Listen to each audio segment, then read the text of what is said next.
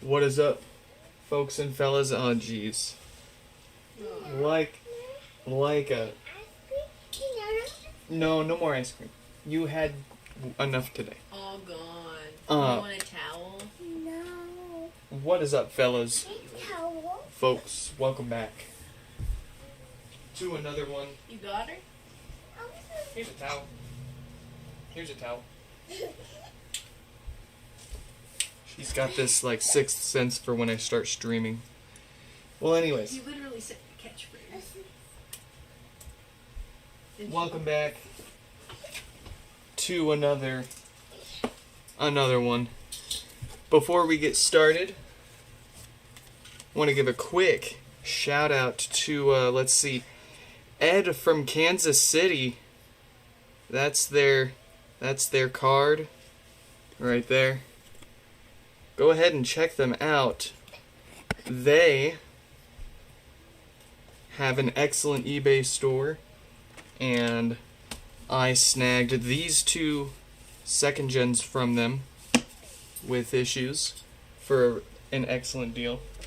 I very much need the parts from them, and it's very nice to see exactly what we pay for showing up, and no malarkey from another bad eBay seller, just exactly what we need more of out there. So once again, thank you. Oh gosh, where did the card go? So yeah, once again, thank you, Ed from Kansas City. They have a YouTube channel. Go ahead and check them out sometime. Let's get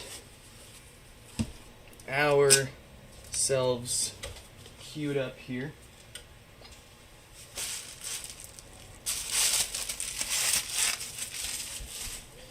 What do we got going on today? We're gonna start off with a Sonos amplifier, actually, and then we got a bunch of various generation HomePods. Gosh darn it! Let's go ahead and throw those up there while everyone's getting their energy out in the chat. Let's see. So Joseph's going to come up first with their Sonos amp, and then we've got 4908's first gen HomePod with no power. Wait, your IKEA is out of Smash Nors? No. Well, I guess that just means you didn't walk to your IKEA quick enough, huh? Gee, I guess we got to go there and see if they got any we can pick up for you. You can't have mine. No more ice cream. So, 4909's second gen HomePod with the bad touch. 4869. We don't have any more Bluey ice cream. 4869's first gen with a bad main board. Jerry. Also bad main board. What's funny with Jerry's is they said it takes a while to brick itself. For as long as we've had it and left it plugged in, it has not bricked itself. But we're not going to trust with, given its known history, we don't want to trust that. We'll go ahead and give it a new main board. We've got our Naud coming back with their two pods. One of them successfully software restored, the other needs a new main board. Both are going to get the routine maintenance on top of that second one's main board. What else? 4931, bad main board. Brett, no power. 4865, no power. Daniel, no power. No power. Joseph with a brick. 4939, no power. What are you doing? Oh, stickers? Ooh. We got this in the other day. Excuse me. A mitt with a second gen no power. And then Scott with death farts. Hey, don't be mean to my plankton. He's a good guy. He's a good guy. He's not doing anything bad. Where's the wet wipe? All right. No, it's a my one. No, no, You no, want no. You hate Docker Desktop. Dude, don't get me started. Does that feel better?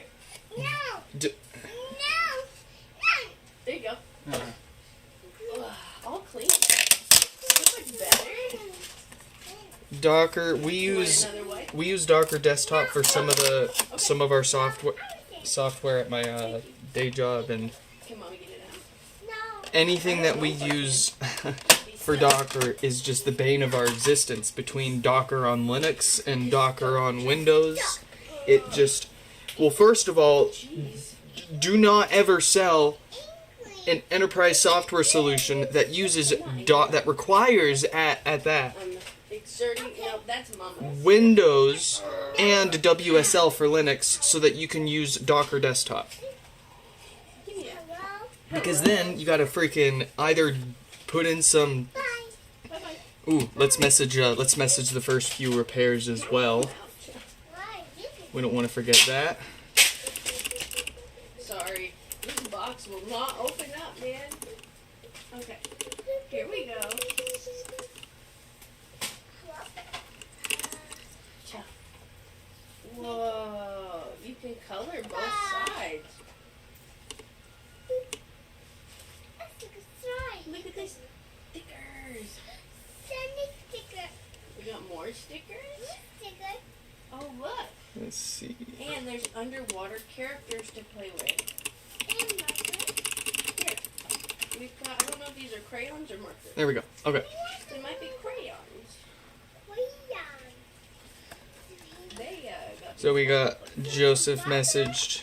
Yeah, mommy's trying to open it. We'll message some more folks once we've I might need to go get some scissors. Can you wait just a gotten moment? closer. Okay.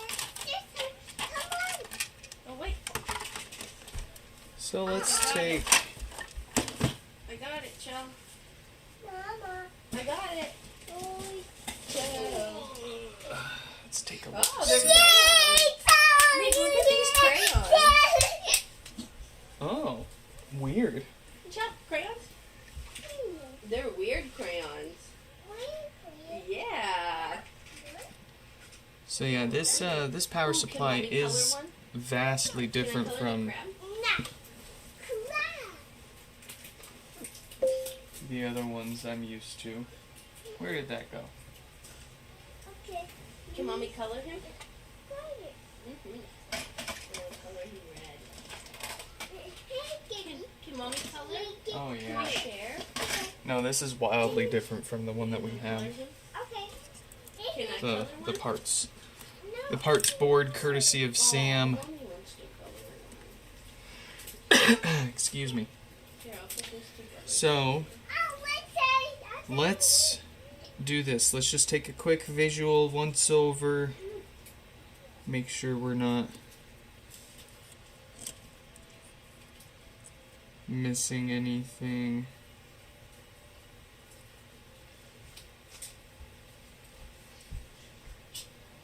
Oh boy. Oh wow. That's probably a problem.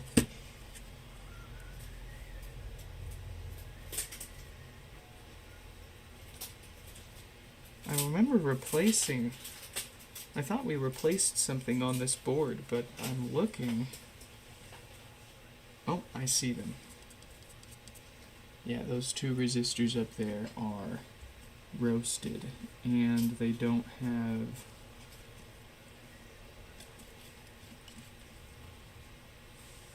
Oh. 120, 162, 163.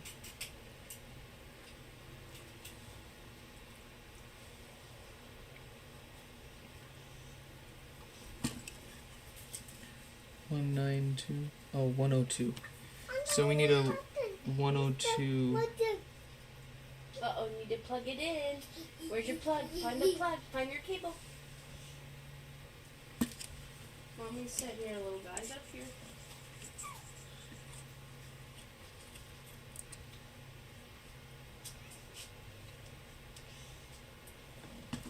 Let's see, what is a 102 value resistor? Alright, we got one more here. 1,000 ohms.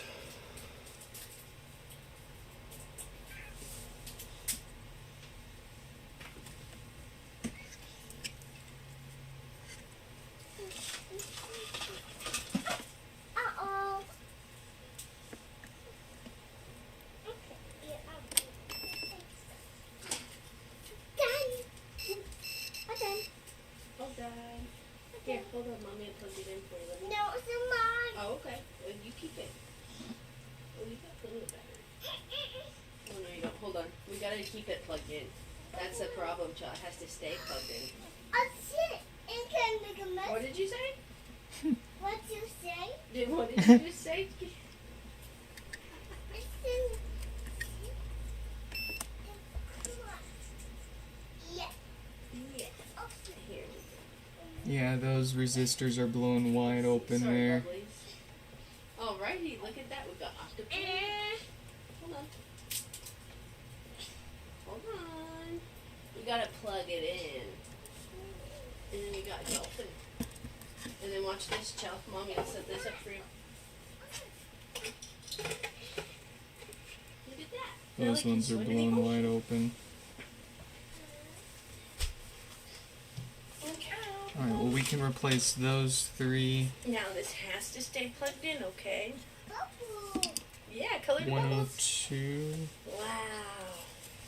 Good job. Okay. I'll take the trash. Trash. Bye-bye, trash. You got all your stickers? Yeah. SMD resistor Yeah, code make it calculator. green. Let's do Stay in the lines. 4-digit. No, it's mine. That's okay. Alright. 1,000. I want 1,000 ohms. Why can't I do 1,000 ohms? Alright, fine. Good job. 2 Alright. is 1,000 ohms. 4-digit.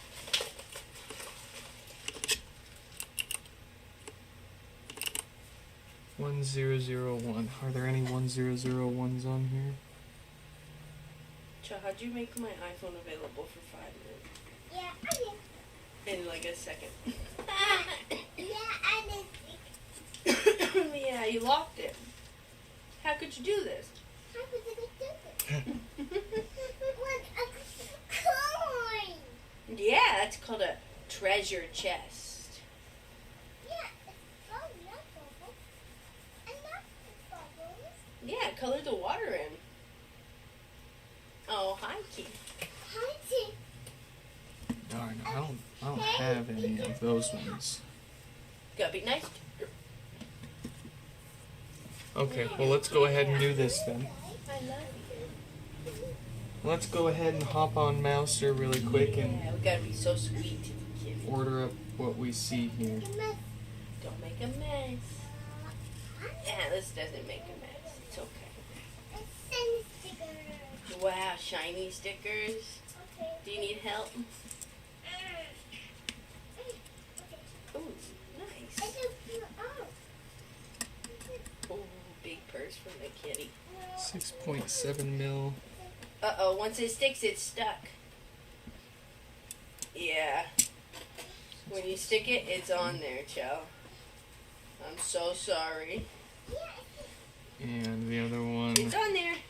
You put your coin in the treasure chest? Nice. What do you want, kitty kitty? Oh, I'm about to get back up, okay? I really want some cereal. Cereal. I love you, Abby. 3.78 millimeters.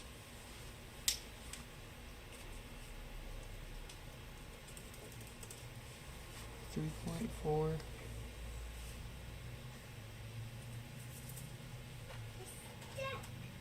Yeah, stickers stick when you put them places. Oh, what come up? Wow, good job.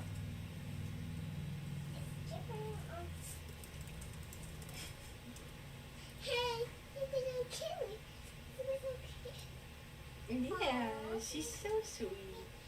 Let's see, we probably want thick film, not thin film. All right, Atlas, I'm gonna get some cereal. I love you, kitty cat. I'm gonna put this in the bin.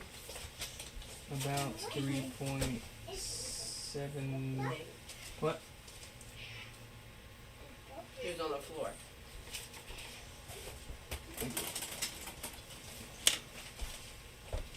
Sorry, didn't mean to get serious. That's a serious object. Let's see, 14 left. We need a 102, which is 1,000 ohms.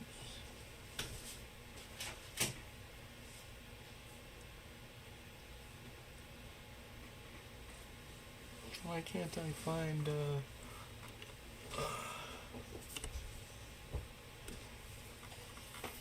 1,000 ohms? That big.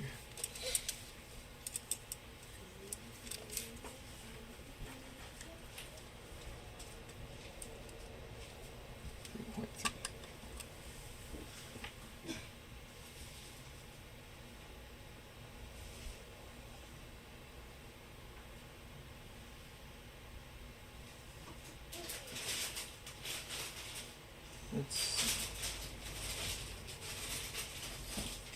1,000 ohms. Yay! 3.3.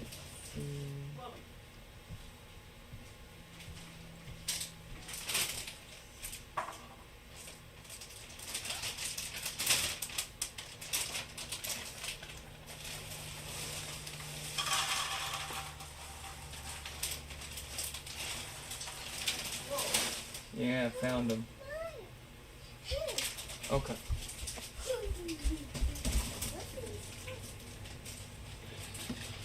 So, I didn't want to. I wanted to actually be able to fix this, but I've already found a few more things that we can replace. We're just gonna have to order them up now. Dad, where did you get the puke? Oh, I love you, child. I need to sit for just a few minutes, okay? Please. No, we can see.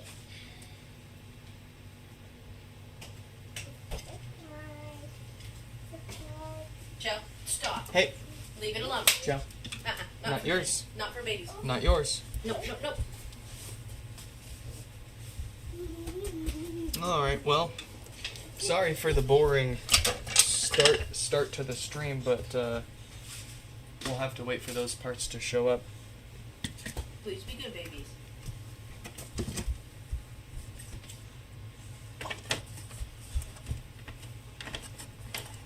Go get your tablet or something for just a little bit. Mommy needs to sit and work on her project, okay? Disappointing I know. start to the stream. I'm sorry.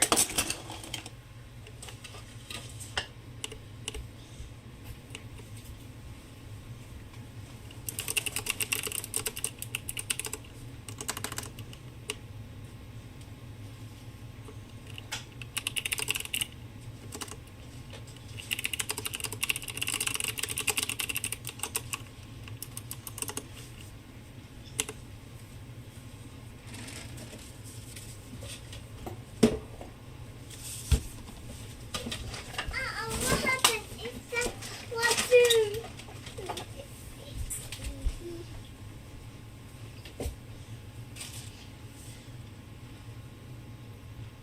Leave it plugged in, baby chum. You can take your coloring up on the couch. But you gotta pick one. Red. All right.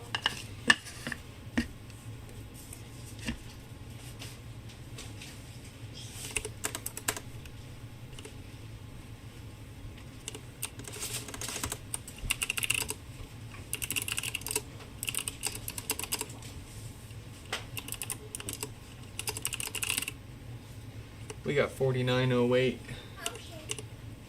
with 4909 coming up next.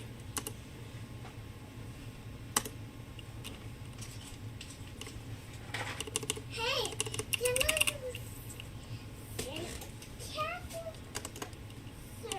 Yeah.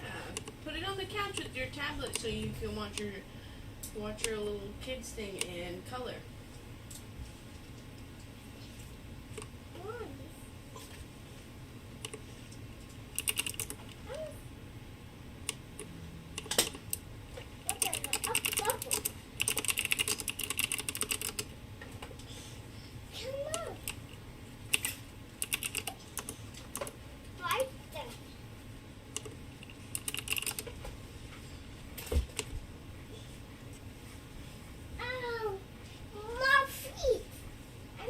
Okay, baby, please.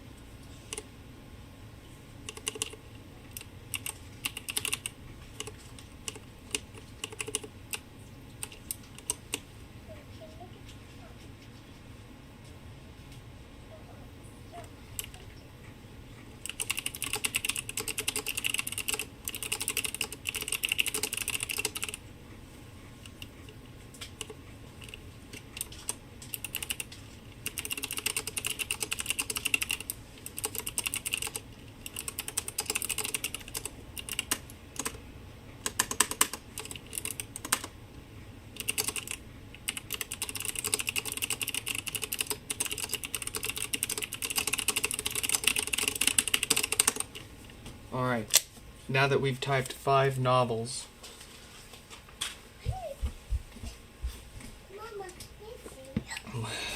Can you wait just a minute, please? Okay, let's go ahead and get this fixed. What kind do you want? I need to see you.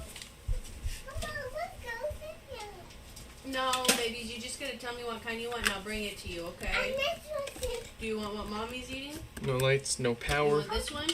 Yes, okay. Sorry. Okay, Nathan. I'll get it. No, I got it. It's okay. It's okay. We just don't have any more spoons. Yeah.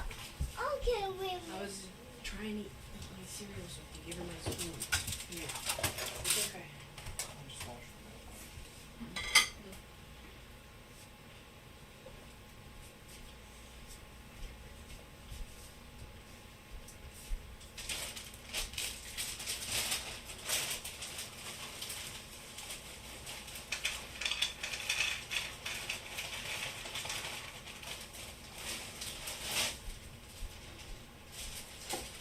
I'll go to cash and carry tomorrow if you want. What? I'll go to cash and carry tomorrow.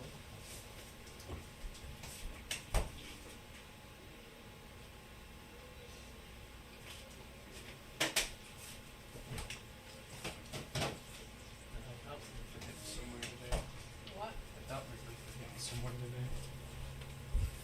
It's okay.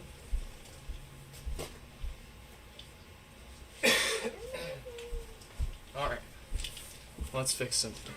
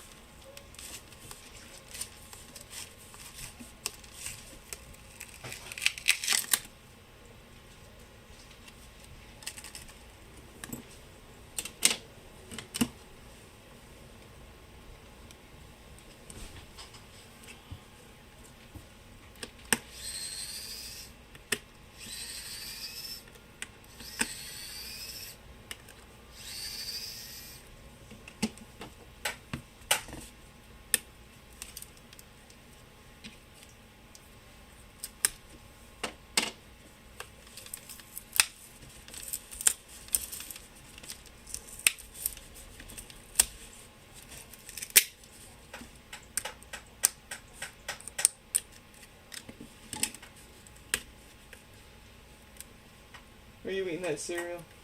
Chill, don't make a mess, please. She's not making a mess. I'm just asking her if she's eating it or just letting it sit. I think she likes to let it sit a little bit. She likes to let it sit for like an hour. And then get upset when you go to throw it away. You get all so mushy too. I'm like,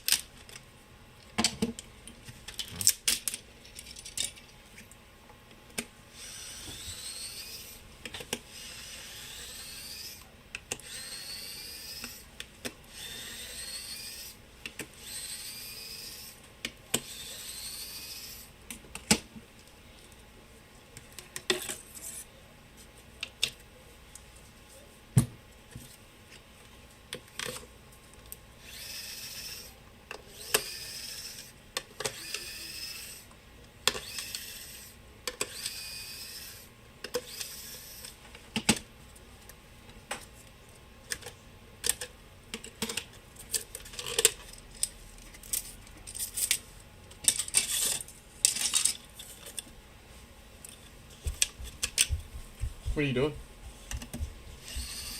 Letting it out? you know it's bad. You should do something bad when she runs up. You know what I just noticed? The HomePod, the first gen HomePod power supply has the same resistor that I need out of that HomePod or for that Sonos amp. I think. Hold up. Take a step back, folks. Sorry, 49008, but I really want to see if we can fix that here now that I just noticed that. Where did it go? Here it is. Gosh darn if I don't have so many of these freaking. I could give a dozen of them to my kid as toys and I still wouldn't know what to do with all the ones I have. But wouldn't you have it, we have the exact same resistor that we need to fix the power supply on this.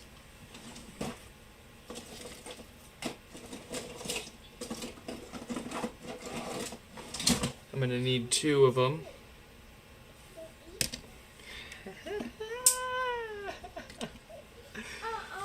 Crazy.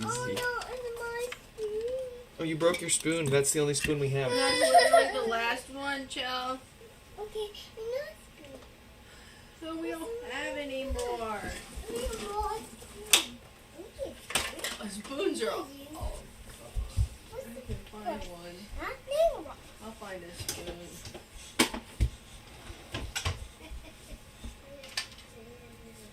Want me to wash one? I'm looking for one to wash. There, turn the dishwasher.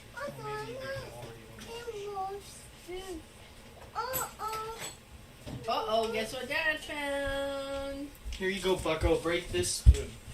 No, don't. Bend it with your little baby brain. All right.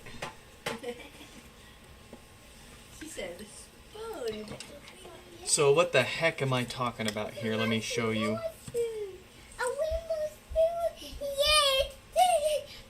These 2 1,000 ohm resistors here.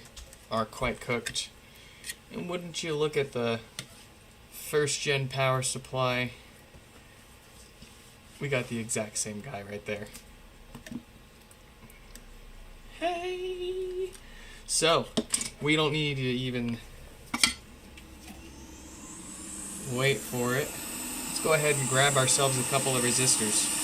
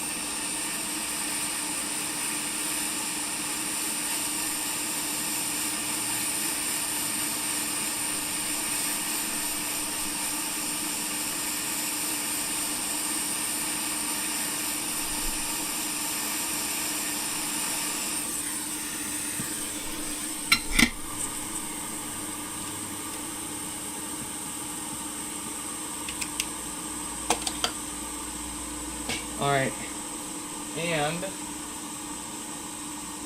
we need to grab our parts power supply from another sonos amp, because that's not the only stuff fried here. We've also got a couple of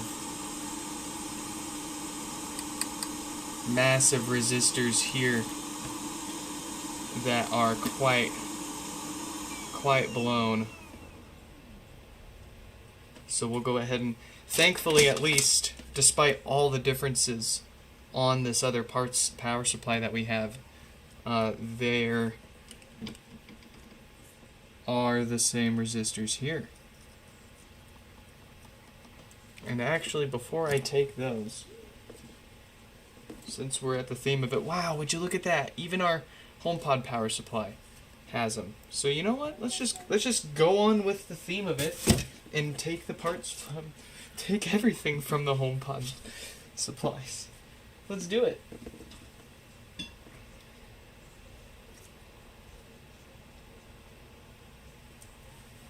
I'm gonna need another one here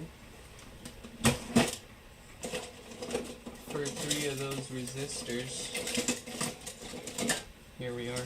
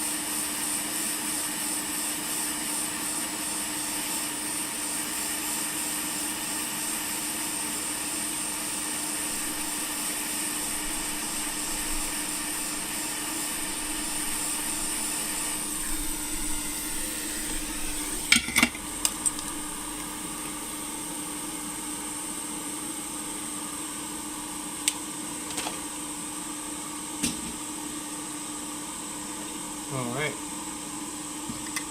Here goes something.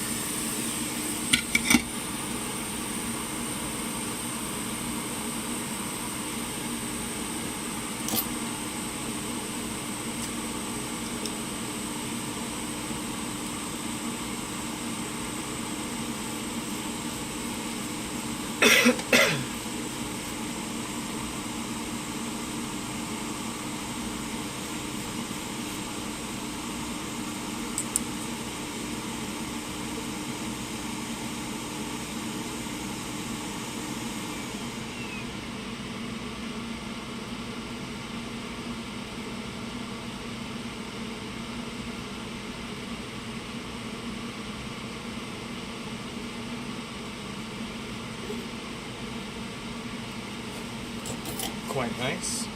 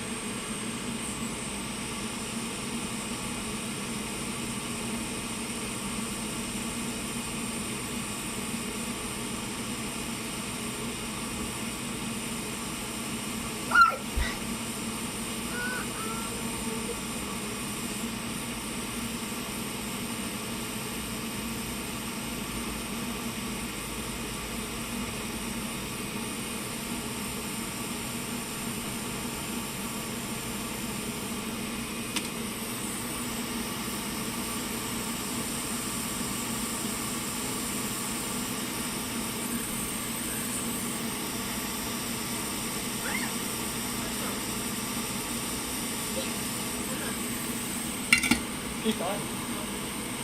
It's hard to tell.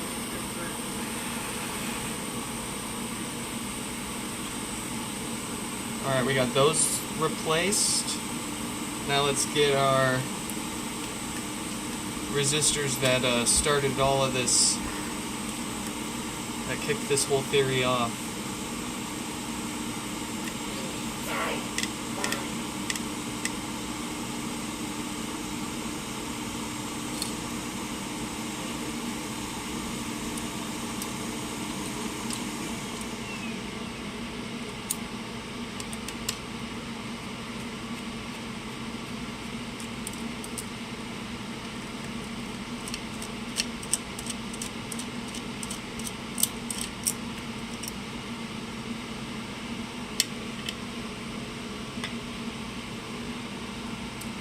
Alright, does that, can you guys see that better now?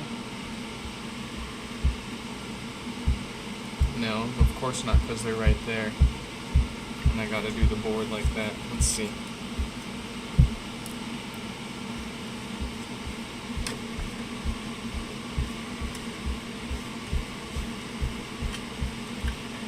Ah, there you go. Those are our two culprits. Because we've got these big juicy capacitors right here, we're not going to get away with a heat gun on these. Because they are so small, I think we can use our soldering iron.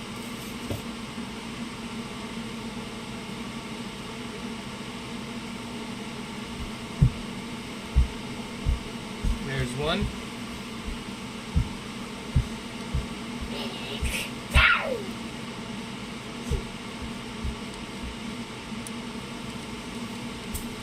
And there's the other.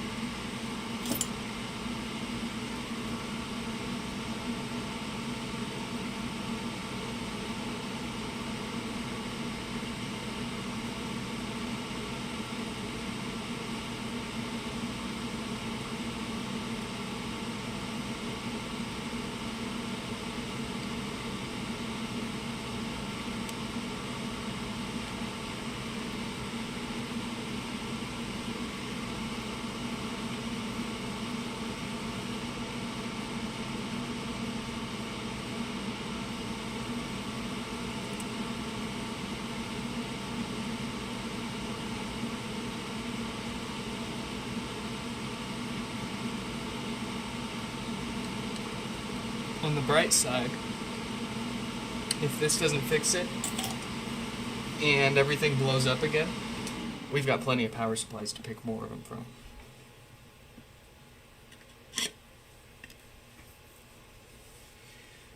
Okay. Everything I can see has been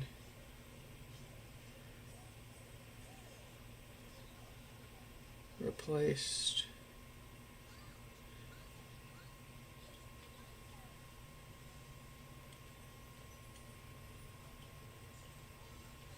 I have a feeling there's going to be more still, but that's a good starting point, I think.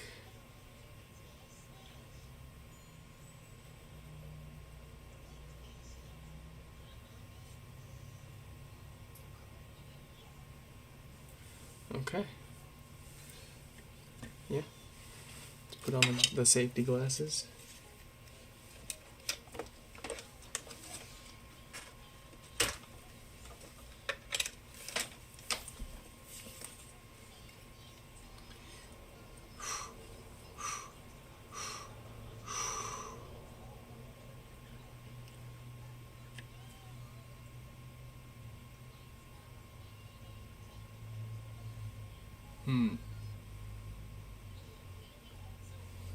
No relay click.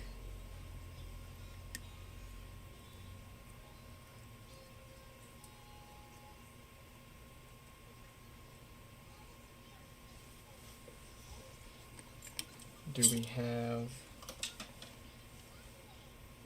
voltage out of the supply at all?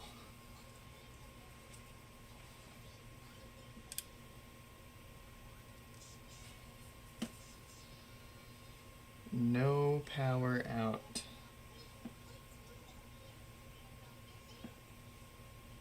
Not a peep. What does our thermal camera say? Is anything getting hot?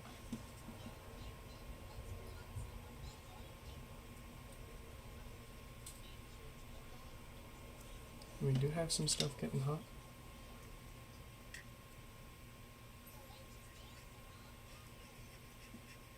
I think I bought some of those. Yeah, it's getting hot. Anything else?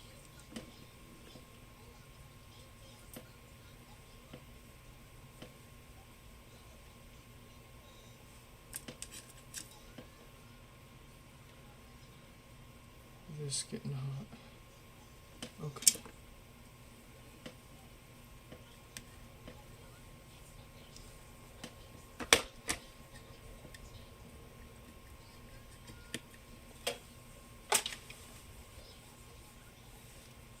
Where did those go? Okay.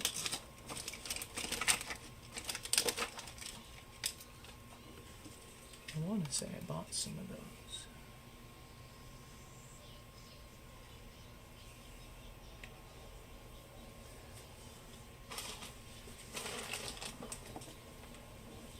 Actually, I wonder if that'd be crazy if the HomePod supply has the same one.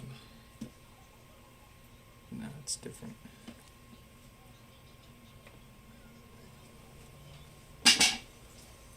What about the second gen?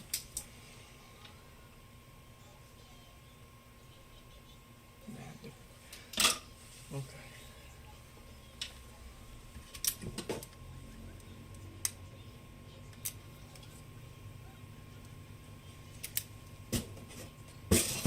Darn.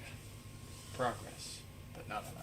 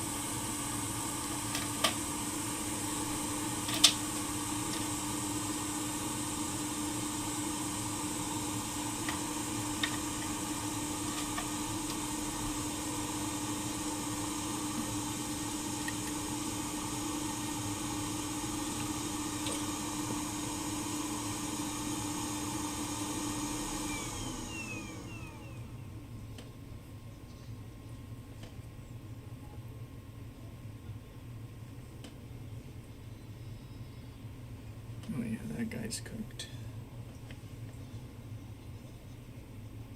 Goes right to that pad.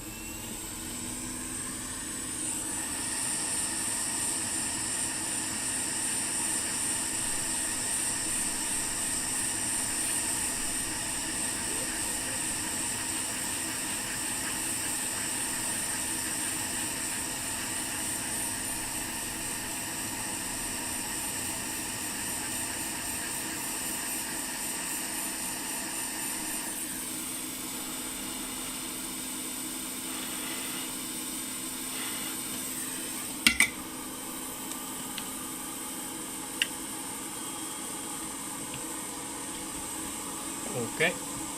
Give that a second pour.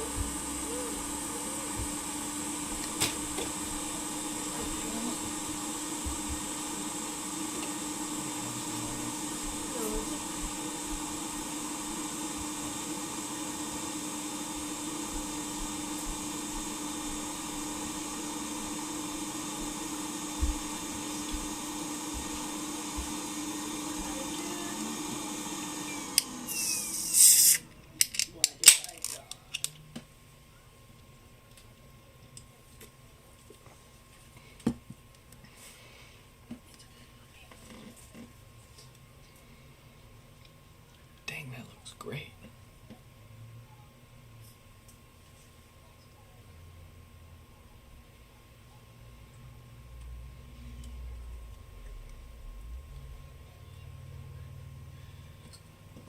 Alright, hopefully that is it. It does not need any more. Just give it a quick little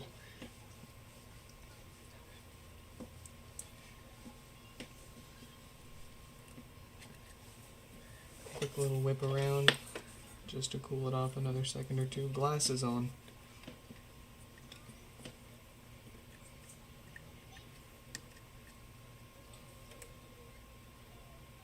Same deal. I don't hear any relays clicking on.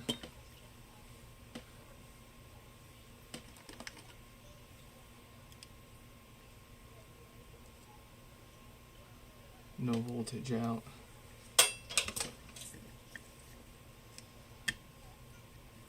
So there's one last piece that I'm okay with replacing here, and that was that IC getting hot. If replacing that doesn't fix this, then we'll have to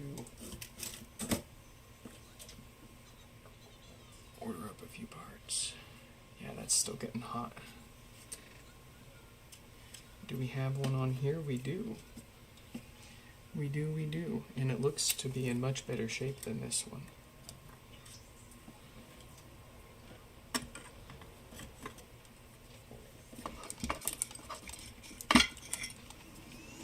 Why are you resistant?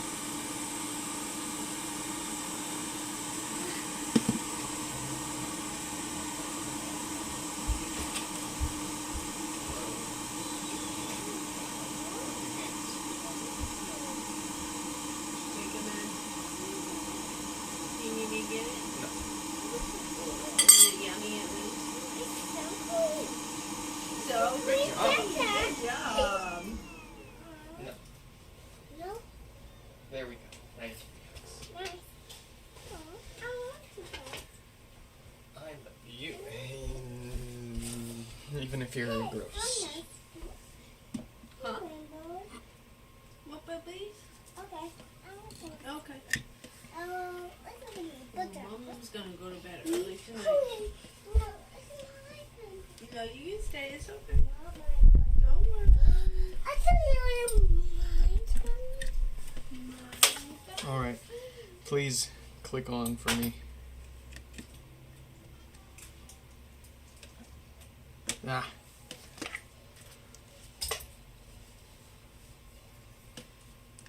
Yay!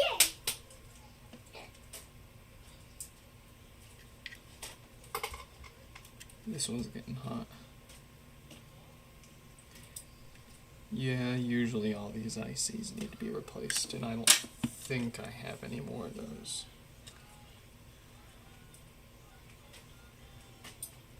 But that's the only other thing getting hot. U28881.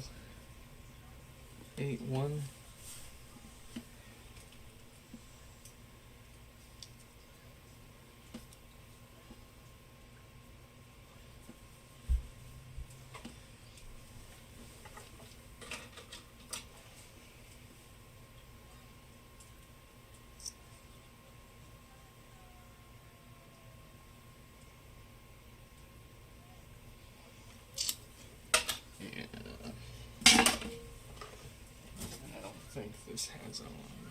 Oh, there is one on here.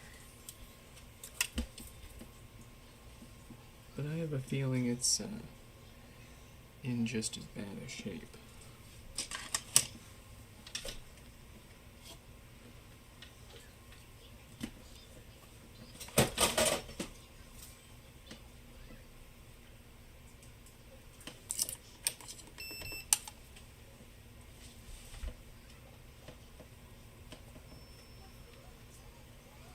Let's see.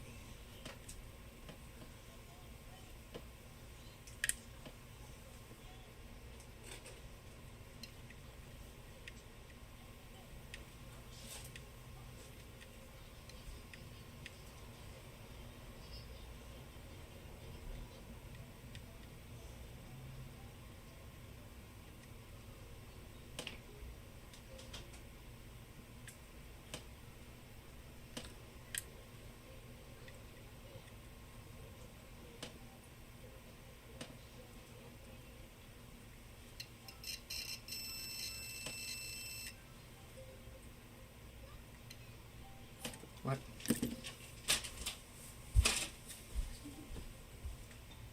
Hey, hey, it's a lie. Hey. It's No, okay. no. There we go. There you go. Oh, better.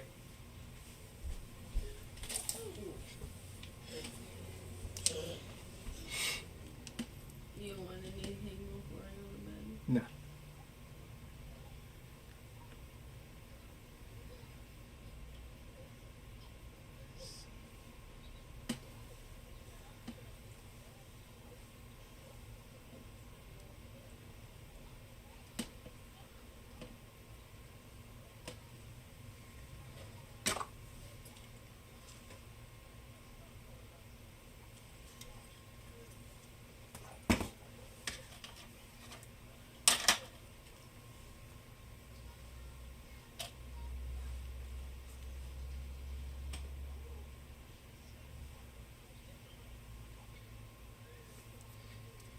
Dang, all of these have.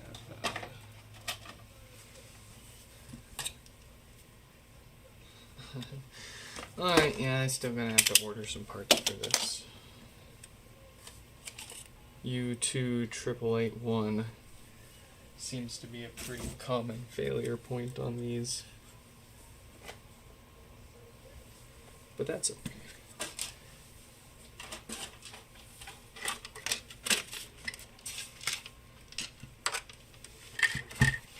We haven't put too much into this yet to not at least order one or two things through the mail and see this through. I really want to get that one fixed, and I think we're that close. It just needs U28881. Alright. Well, I apologize for the little detour there. I just had to entertain the idea after noticing the similar components on the HomePod's power supply there.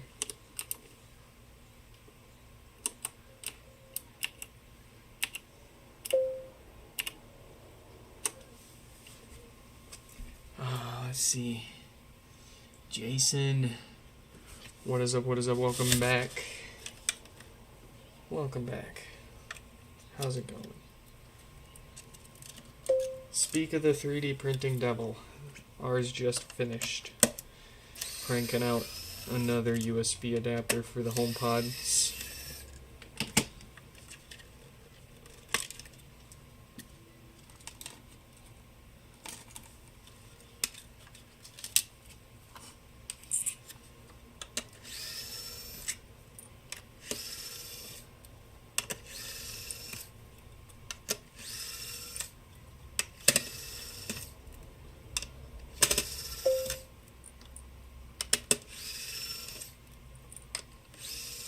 Let's see.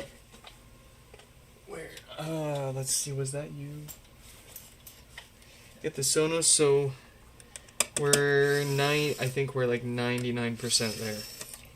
We got 3 big resistors replaced, 2 little resistors replaced. 2 out of the 3 ICs replaced. I have to mail order the last one. But I'm confident enough, and having seen enough of them fail, that I'm fine with mail ordering and taking that risk and taking the loss if I'm wrong, because I'm gonna need some of them anyways. But I'm feeling good about it. I think we replace U2 888-1 and it'll work again. Those Sonos amps, when they go bang, they tend to take a lot out.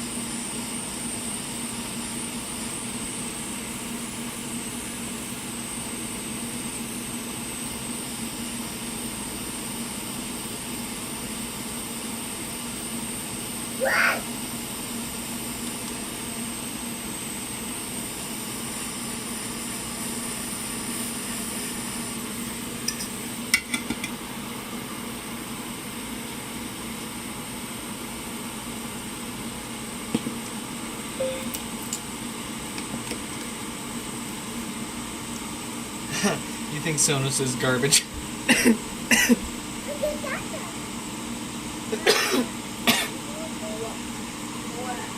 For how big and robust the power supply is, or at least how robust it looks, it's disappointing how often they seem to fail. Don't get me started about their stunt that they pulled, breaking all the old ones and offering a discount for it. What's up? Can mommy finish? Yeah, give me just a few seconds. Let mommy finish, okay? What's going on? She wants me to draw her. Just a second. You sure? Wow. Oh, you gotta connect it. Yeah, I'll draw her. Look at this.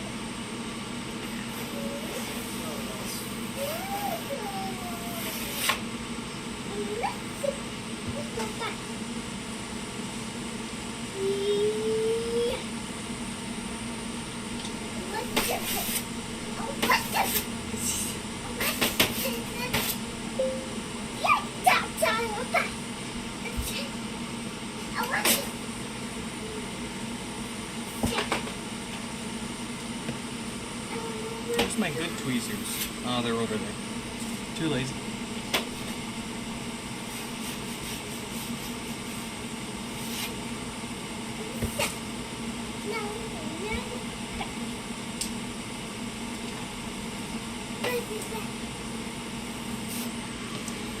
Oh, look at that.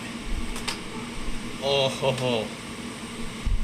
Send it to Apple and say, that's how they should be. No, don't break it. No. Jump.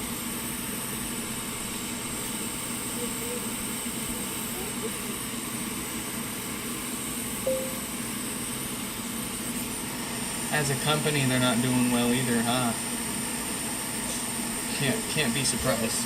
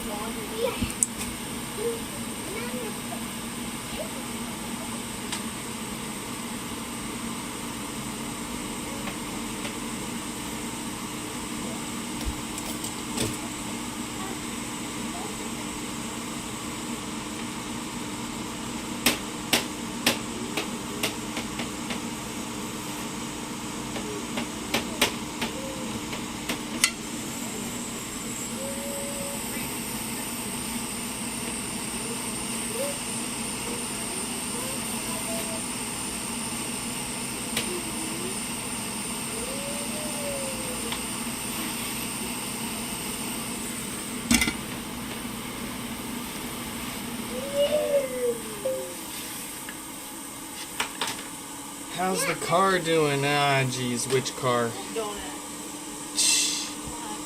Well, No, babies, you've had enough today. No wife got hers more. back. Wife got hers back from the shop a bit ago. It's doing fine. My right-hand drive Z has been doing fine and dandy. I've been dailying it. Hasn't been giving me any issues, aside from somebody sideswiping me, but it survived. Just a couple scratches. Let's go. What's crazy is I wasn't even gonna deal with a claim and all that if the lady was just gonna apologize. But no, she wanted to not remember anything between the light and the moment we were in the parking lot. So It's crazy. you can explain that one to your insurance company.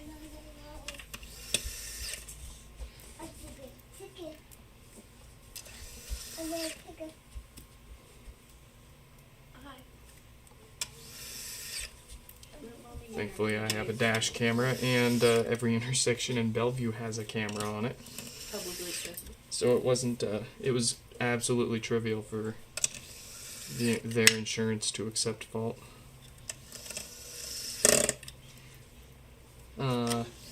Their insurance company was like, "Which shop do you want to take it to? We've got Joe's Body Shop, Joe's garage. and then Classic Collector Collision and Bougie Body Works." And I was like, "I'll take Bougie Body Works, please."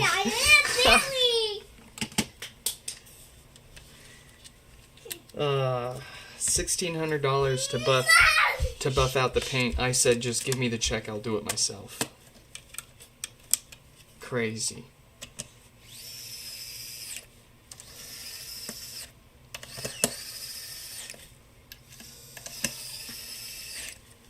Nah, she was too. She was smart. She didn't want to say anything that was self-incriminating. Except for the fact that I forgot that what I was doing for an entire block. That's a wild way to not incriminate yourself, but that's just incriminating yourself in such a worse way. Like, if you got pulled over by a cop and they asked if you were drunk and you're like, "I don't remember what I was doing a block and a half ago," they'd be like, can you step out of the car? Like, when she said that, my jaw dropped so hard, the cops saw the blood vessels starting to burst out of my head, and they separated us at that point. They separated us. It was hilarious. They knew I was about to go off on her, and they said, "All right, we got to split this up before something happens."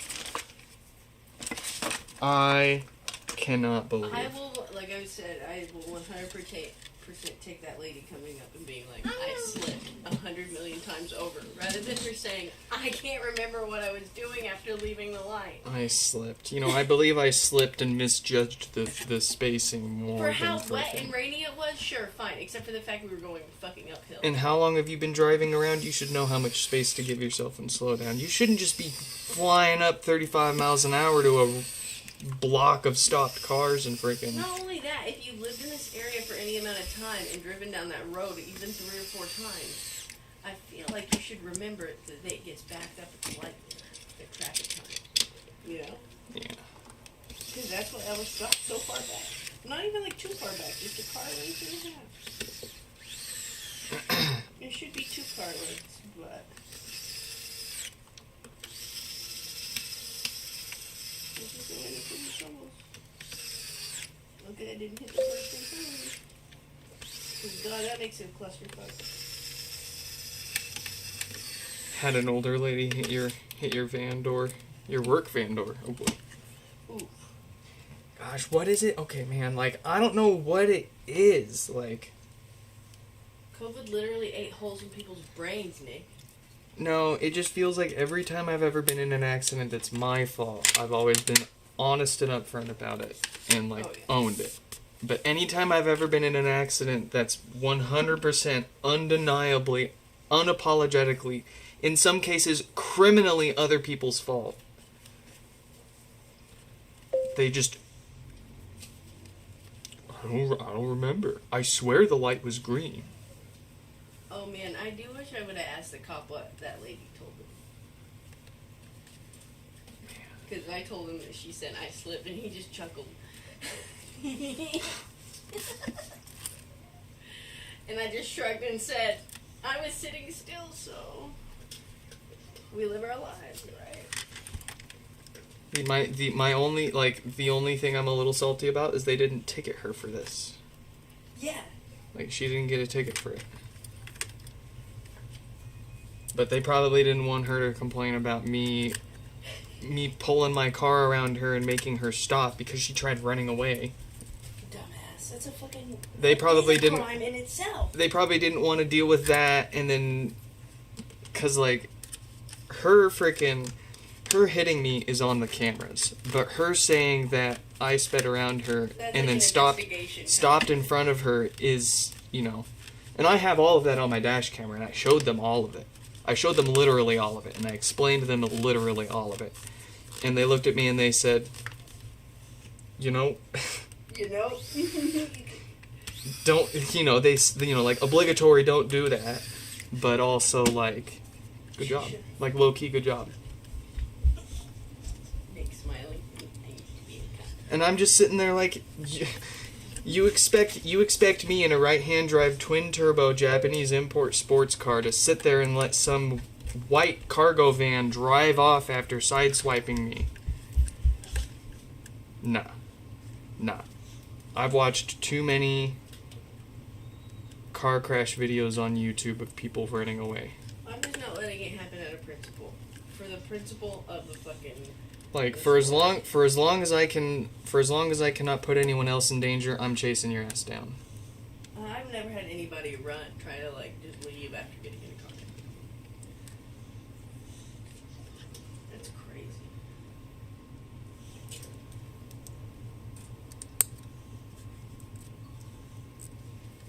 Well, she's lucky I chased her down, too, because if I didn't, she would have caught hit-and-run criminal charges. Yeah.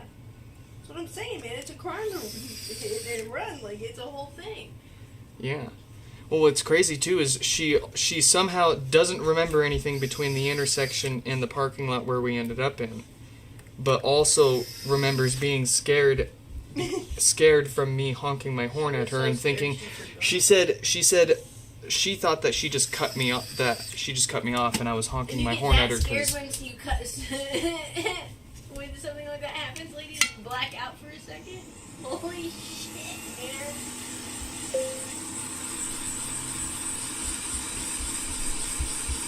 Some people should not do that. Like, I 100% understand being scared about someone stopping their vehicle in front of me and getting out and approaching me. But to say you don't remember anything and then turn around and say that you thought that you just cut me off, you're contradicting yourself and you're not telling the truth. So there's more going on there. Bring your shoes.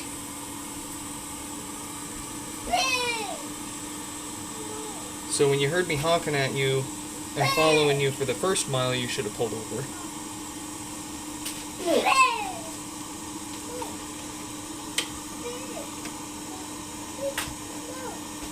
That's the wrong power cord.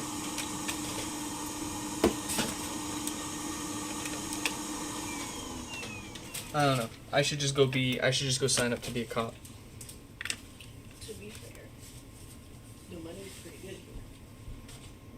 If Nick's fix doesn't work out and if I lose my day job, I'm gonna go be a cop. That's one of my backup plans.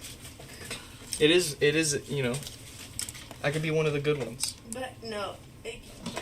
Listen. And I stand behind that. That is not a Sonos power cord. That is actually where did it go? It is actually Your mom. I had to. I'm sorry. It was a perfect time. I have so many freaking power cords around here. Gosh darn it. Where did they just go? So much crap. So much crap. I'm having trouble connecting to the internet. For more info, check the Home app. Oh, here it is. Second gen HomePod power cord. Alright.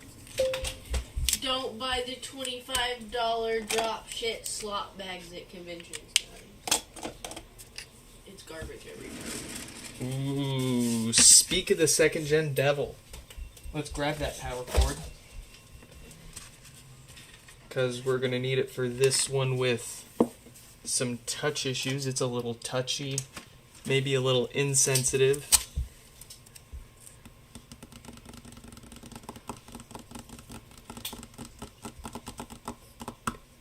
Oh, yeah.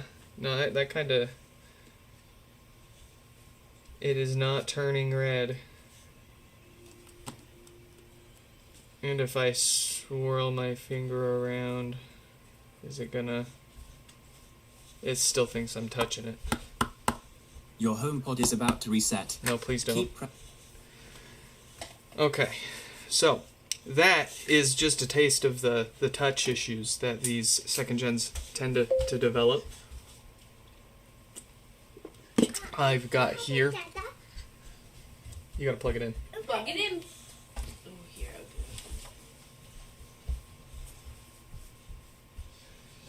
You gotta plug it in. Hi, Mommy. What we have here is a replacement Snack with mommy before bed. touch panel. I'm gonna go to bed in a minute, children. No. Yes. I'm so sorry you can't stop me. 4869 coming up next.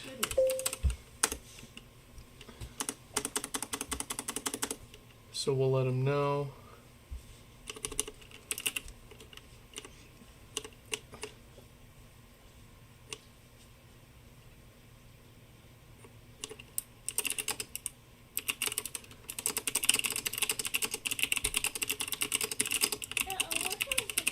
You gotta leave it plugged in. Let it rest for a second. It can charge. Ooh, okay, let's not do that, child. Please, baby, no. Don't go on the couch doing that. Come here, babies. Come here, Nugget. No, not in your pants. Let's get your towel. Here. You wanna wipe your mouth with a towel? No. Yeah, it's nasty. You got dribbles. Alright. Yeah. Blech. You wanna get your hands. Clean, clean, clean. I'll get your chest. Scrub that baby. Scrub, scrub, scrub. Alrighty, you're scrubbed. Thank you. Are you done with it? It's dirty. We gotta put it in the dirty clothes, child. It's nasty. Are you done with it? It's nasty. Alright. Goodness. One, two.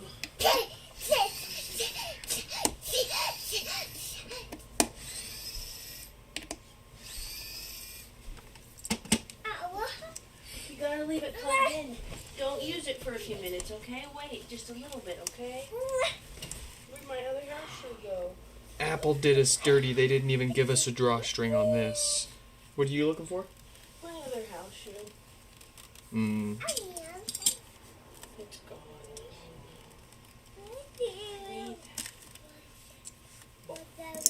They didn't even give us a chance on this one.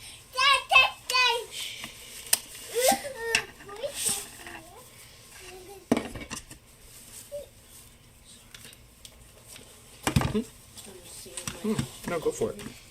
Oh, it's under this pile of mattresses.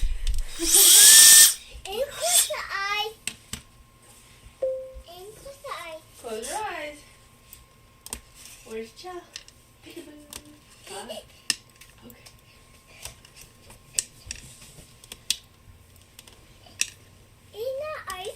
No.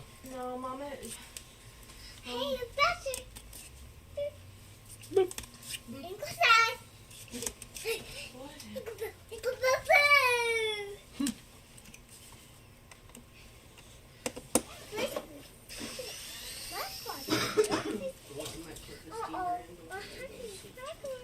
Probably should.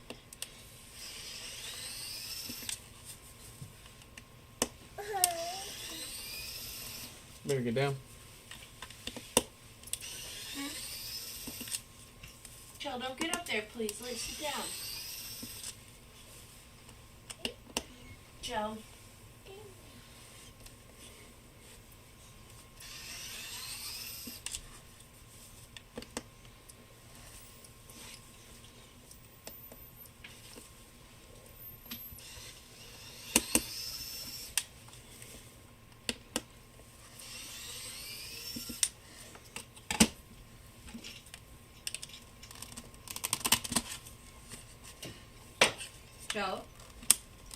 okay.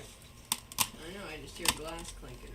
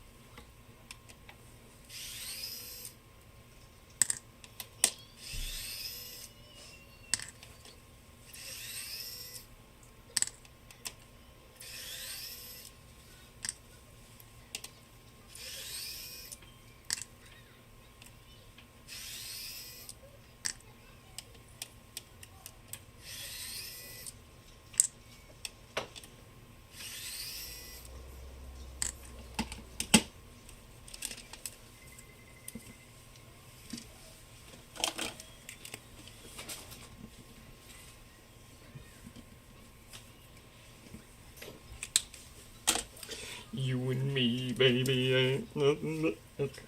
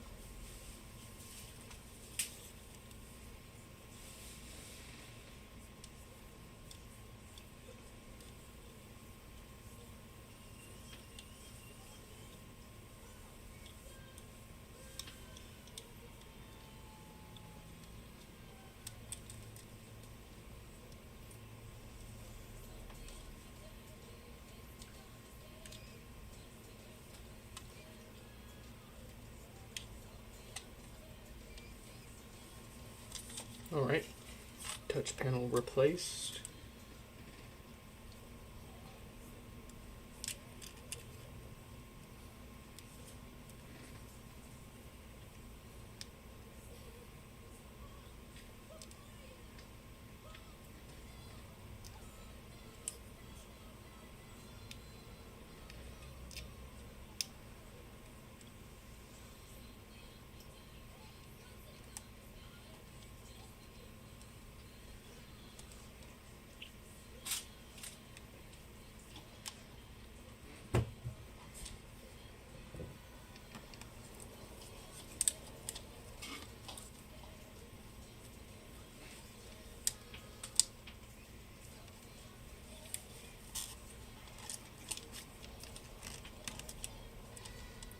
Alright, before we bother screwing that all the way back together, let's make sure that's better.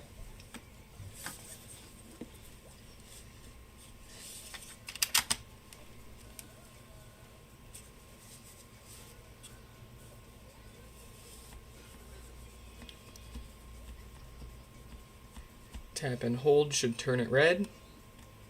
It should stay red as I swirl my finger around, and it should turn back white when I let go. Beautiful.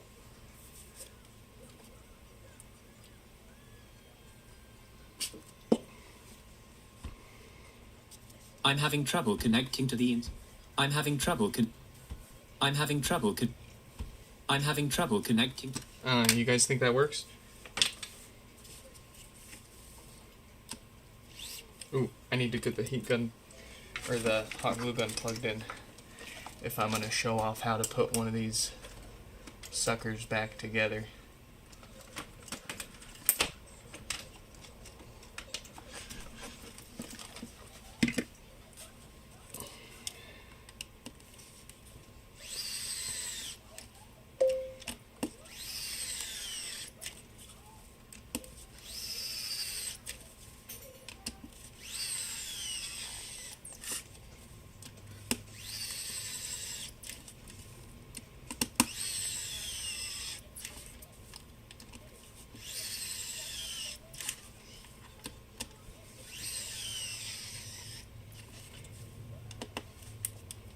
Alright.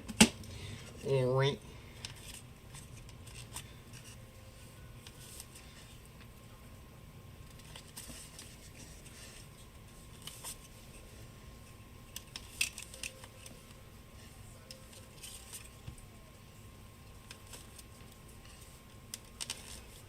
Did I message the next one? Okay, I did.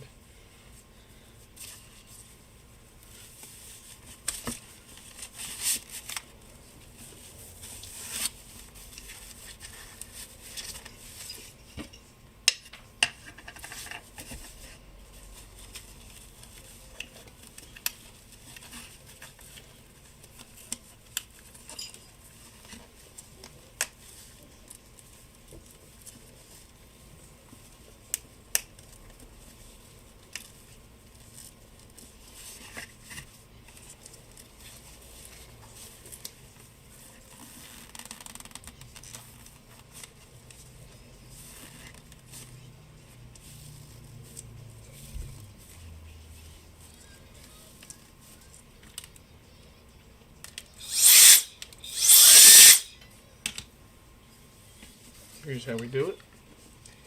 A little bit of hot glue.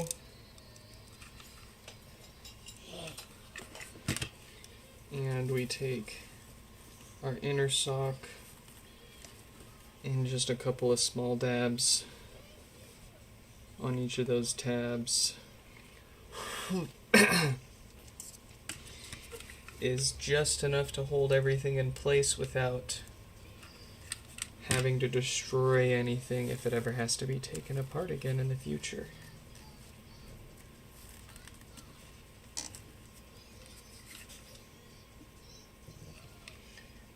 I know because I've put multiple second gens back together just like this now, and I've had to take them back apart. Second gens are just so much more to deal with. You fix one thing and it just has like 3 more issues with it. The number of second gens I've fixed and then had to take back apart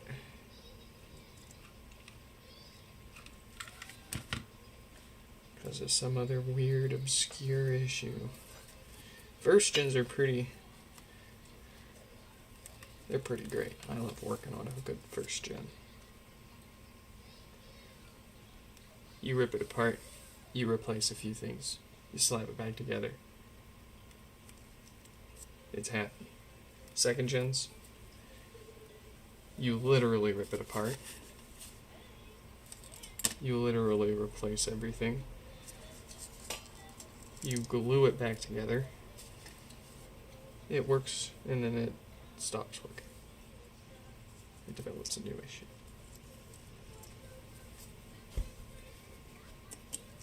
And then after you've replaced every single capacitor that you could find and get it to power on reliably. Oh no, now it suddenly has a ghost touch, so it needs a new touch panel too.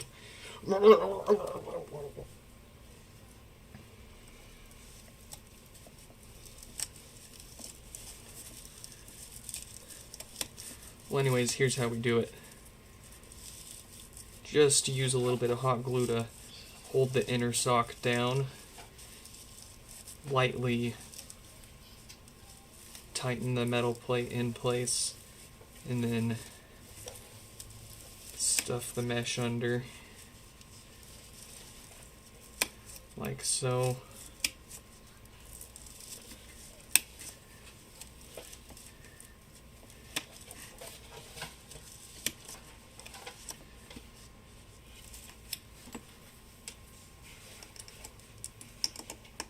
And then we're going to tighten those all up just a little bit, not all the way yet, because we want to stuff the mesh under there just a little more, make it look nice and factory fresh. We don't want anyone to be able to tell that it's been taken apart. We're that good at it.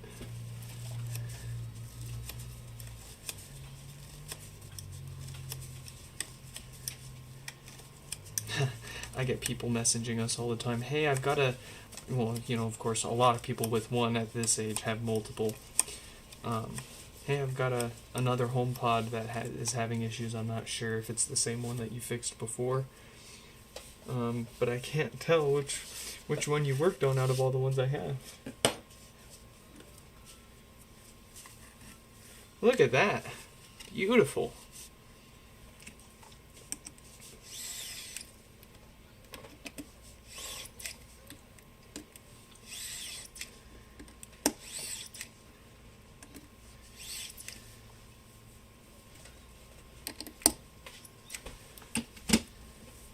Alright, and for the final touch, I like to use a little, whoa! I like to use a little E7, or B7000 I should say, thanks, knockoff E6000. A little bit of this stuff keeps the base nice and secure without rattling around, but just as easy as factory to remove in the future without adding any extra thickness or problems down the road. And then of course we can line that up this side with the screw.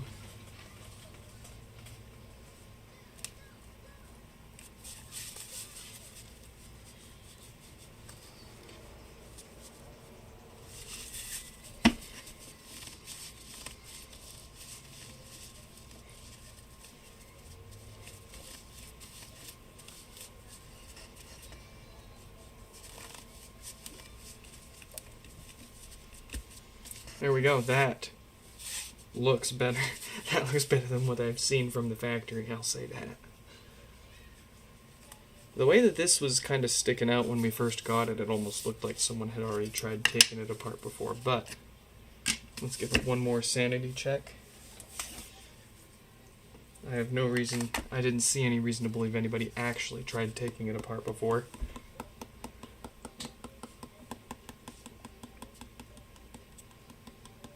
There we go, tap and hold, turns red. stays red until we let go, immediately goes back white.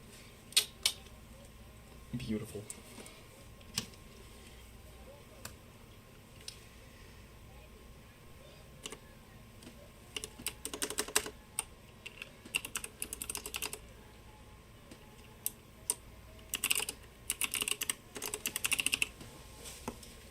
I'm having trouble connecting to the internet. Yeah. For more info. Alright. Beautiful.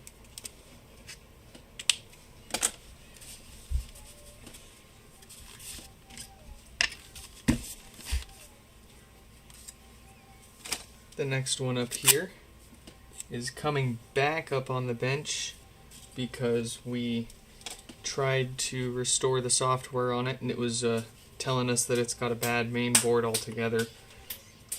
So we're going to replace the main logic board and do our routine maintenance. There's a few things that we've identified in the first gens that are worth replacing if and whenever you've got them apart. Worth it enough to charge a full maintenance service for it. And, you know, if we're replacing any major components in these to fix any main problems with them, then we include that. That is just routine maintenance, but more or less, most HomePods come in for no power or base issues, and those are all caused by the same two parts. So we replace those same two parts every time we take a HomePod apart for any other reason. If that's the only reason we took it apart, and that fixes the issues, then you're good to go. If we have to take it apart and replace more than those two usual things that fail, then that's when we tend to charge just a little more. But let's go ahead and get it. I have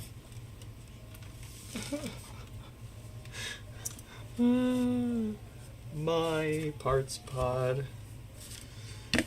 Our sacrifice. We will be sacrificing a few pods today, unfortunately. But it is just the nature of the beast. Let's see, let's message Jerry and let him know they're coming up next. Same story with Jerry's, except theirs is actually working okay for us. Just based on its known history, we know it's going to fail again and it needs a new main board as well.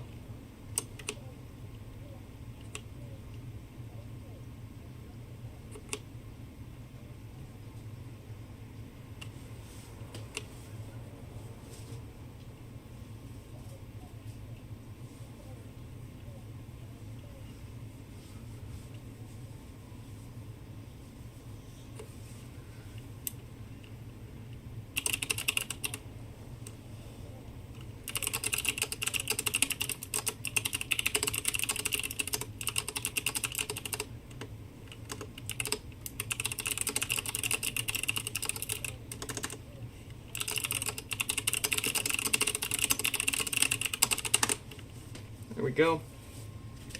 Alright, so what's wrong with my parts pod? Nothing. There's nothing wrong with this HomePod.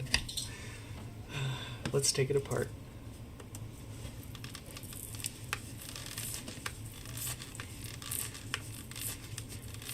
Very rarely, but sometimes I do buy a parts pod off eBay, and it ends up working just fine. More likely, though, this one came from a Goodwill online auction. Almost all of the pods I get from Goodwill's online auctions tend to work just fine, but you tend to also pay more for them there because everybody's fighting over them, and they're not being listed as for parts. Usually they test them enough to say if they work or not.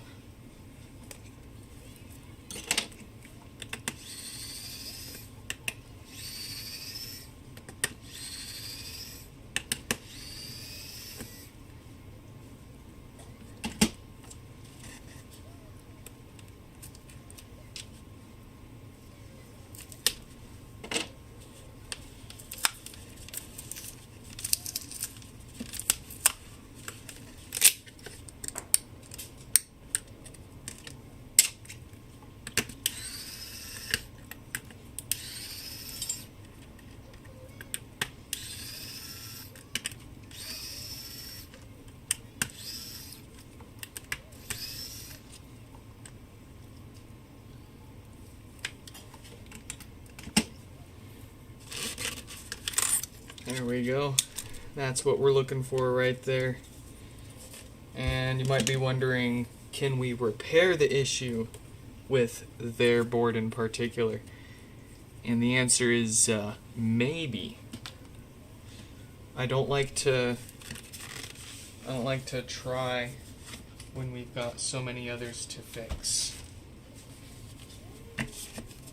And the parts pods available, because it can take quite a while and quite a few attempts to repair the particular issue with this board. It's actually the most common hardware issue with the main board is the storage. Almost sliced myself open there. We're all good. Most common issue with the main boards on these is the storage chip disconnecting from the board due to the BGA experiencing thermal fatigue, developing micro cracks, those cracks oxidizing and getting bigger and eating away at the solder until eventually it's intermittently connecting or not connecting at all anymore. Heating and cooling will make those gaps and those cracks expand and contract. Make it work intermittently. In some cases, like Jerry's coming up next here. When they sent it in to us, it was blinking volume buttons. When we got it, it was working fine. And the whole time we've had it, it's been testing fine too, strangely enough. But that's probably, I'm willing to bet that has to do with a difference in the environment. Where Jerry lives, it's probably making that intermittent failure reproduce more easily. Alright. Since we absolutely cooked the adhesive on that one, we'll go ahead and use the one that's got the good stuff on it.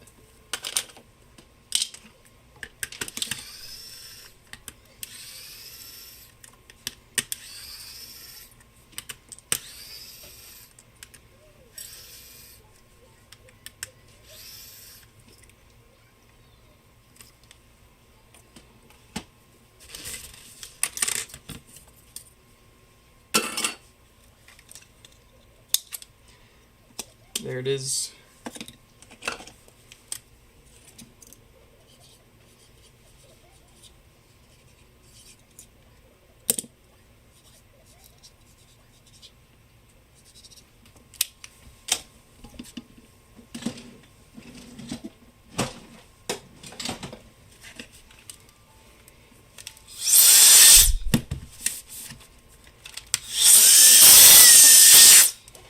Alright, so we've got the part we need.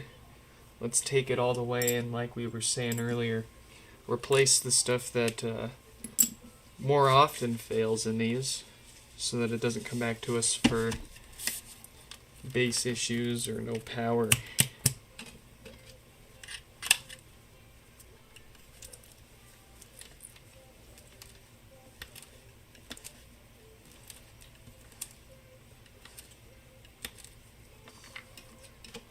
Are you stuck? No, I'm eating a muffin. Oh. Stuck eating a muffin? No, I'm stuck. I'm gonna go to bed after I eat it.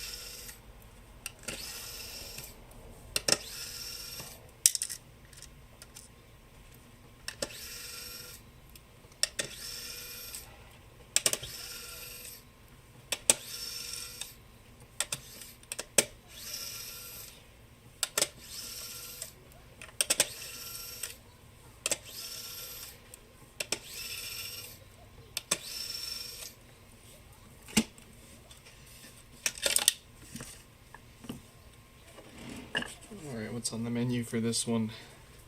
26K dated diodes, so we don't gotta worry about power issues or replacing the diode, but they all get new filters at least for those bass issues. So let's get that done.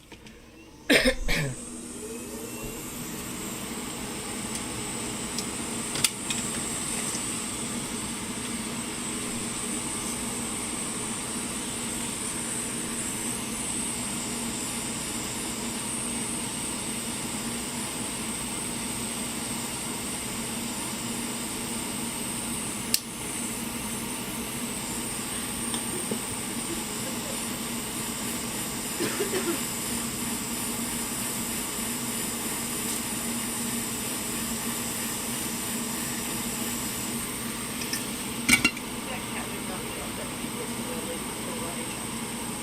He said, what? He said, whoa.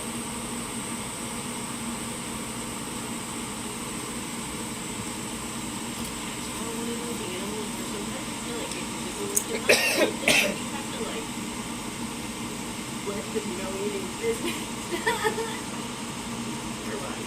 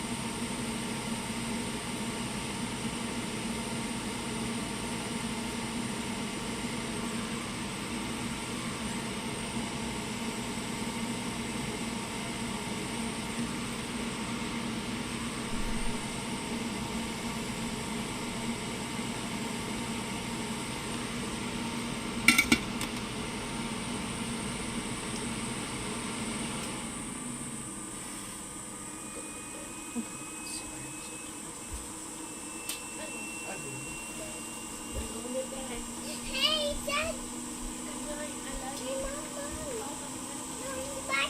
No, you keep it. I'm going to bed. I'll see you later. Keep it. I will look at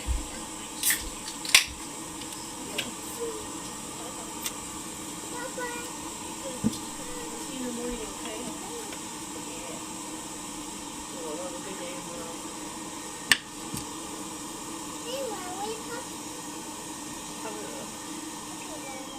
I'll get you one lollipop before I go to bed, okay? You want Pop Rocks? Pop Rock Lollipop? You want some Pop Rock lollipops?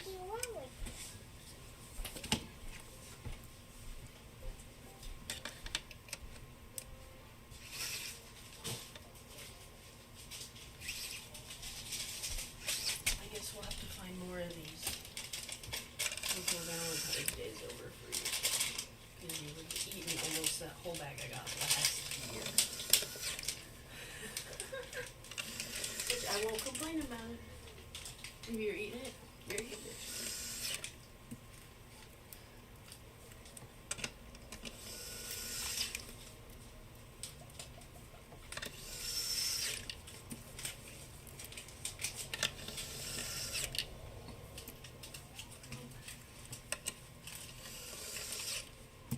A lollipop.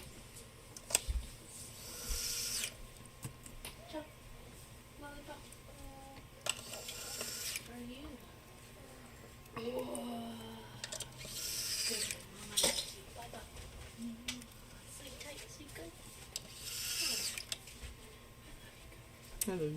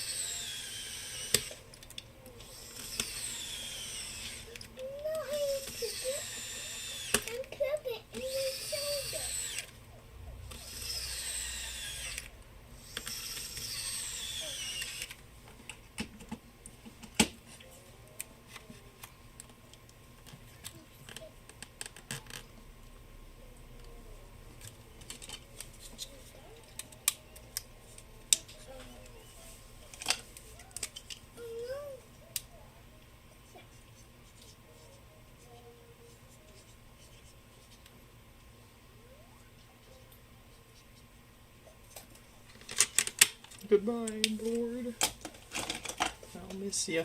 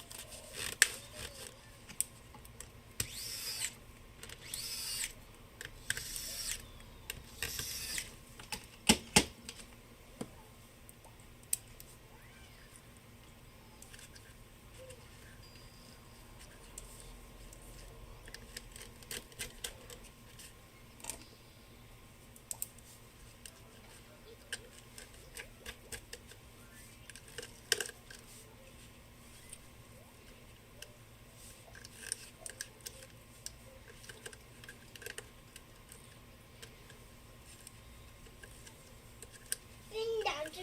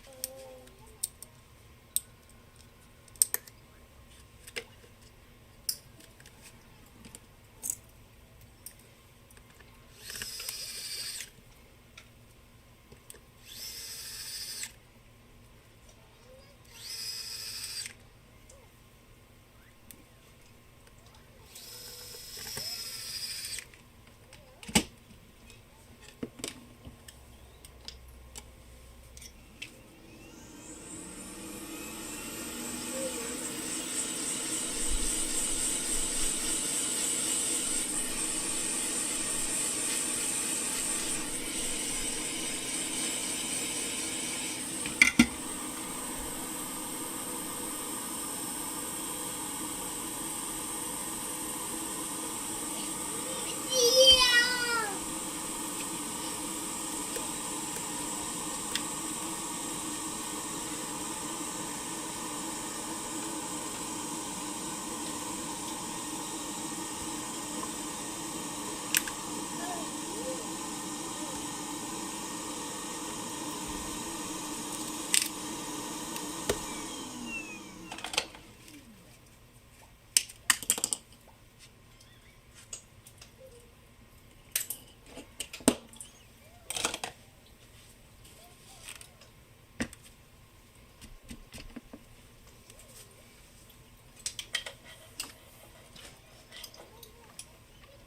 Your HomePod is about to reset.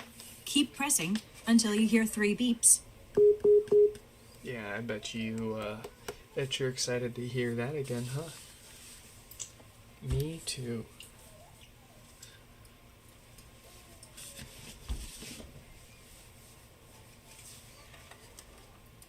Let's see what we have here. What we have here is, oh boy, a Jenga of sonos amps.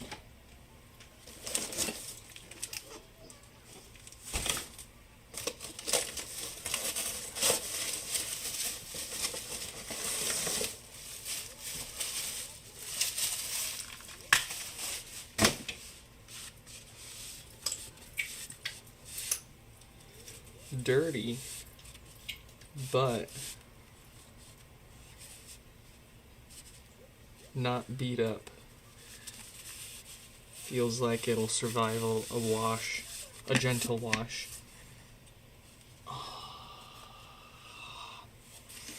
Except for that.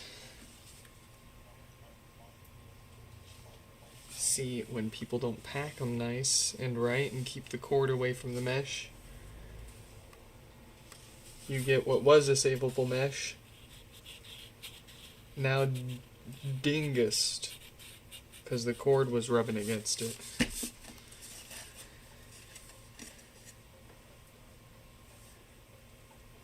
But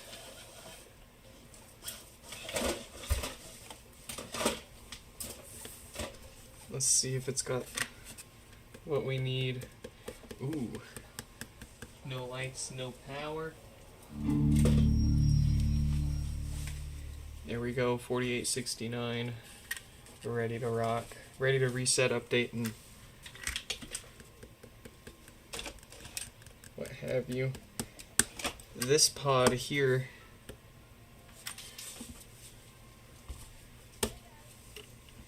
looks like no power. It looks like it's an amp issue. So it's got a perfectly good logic board for us to use in Jerry's HomePod. Let's let our oh, did I spell his name wrong? I did. Let me fix that here. There we go. And let's let them know.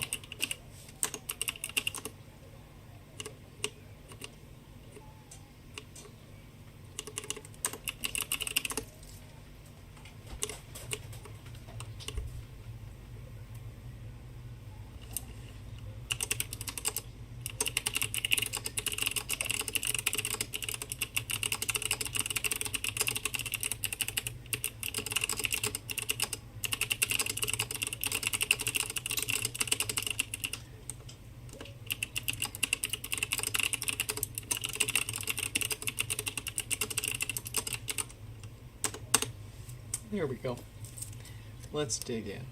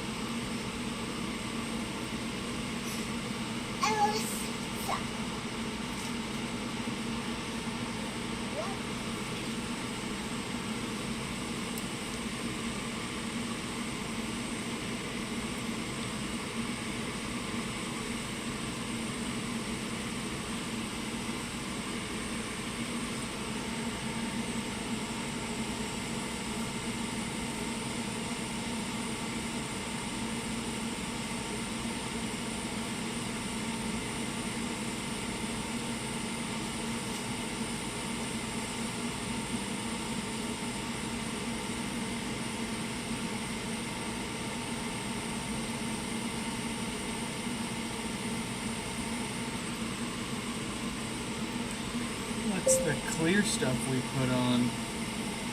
That is called flux.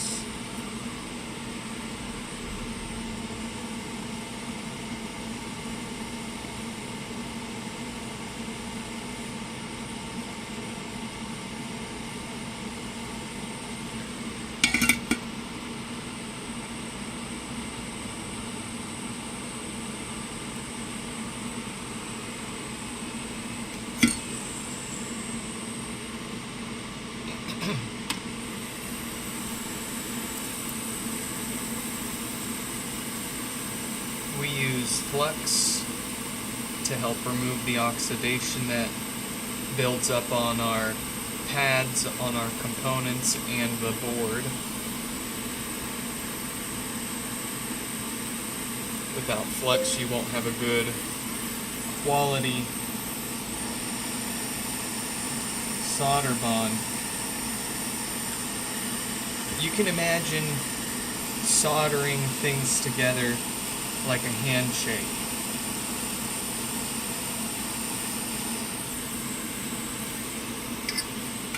Where without flux, oxidation, as I was saying, oxidation will build up and start to layer up on these pads and on our pads for the component, and that oxidation prevents the solder from properly flowing, and what happens is you end up with a cold, what's called a cold solder joint. So let's pretend that this is the pad of the board and this is your component, and when you solder them together, if there's corrosion or oxidation on them, then the solder can't actually flow between the components, and they're kind of just sticking together. And it kind of works, but it's called a cold solder joint because it can very easily just break back apart, or very often thermal fatigue will cause micro cracks that will cause it to that will lead to oxidation and slowly corrode or oxidate, and of course break apart over time and cause issues. With flux, the flux will react with the heat, and flux is magic. It does so many things. It helps more evenly transfer the heat throughout everything, and it helps react with the heat to remove that layer of oxidation so that your solder properly flows through the pads and you get more of a proper alloy bond.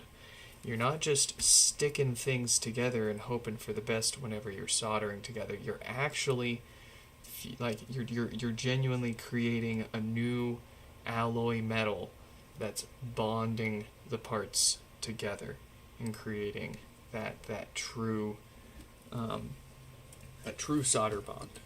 Without flux, it's hopeless. And it's not in my experience, none of the a lot of the flux or a lot of the solder that you get says that it comes with flux, rosin core, whatever, what have you. Always get some dedicated flux to goop all over your stuff. You'll find soldering significantly easier. I'm going to go ahead and link a YouTube playlist in the chat. It's a very old style video series from Pace Electronics. This single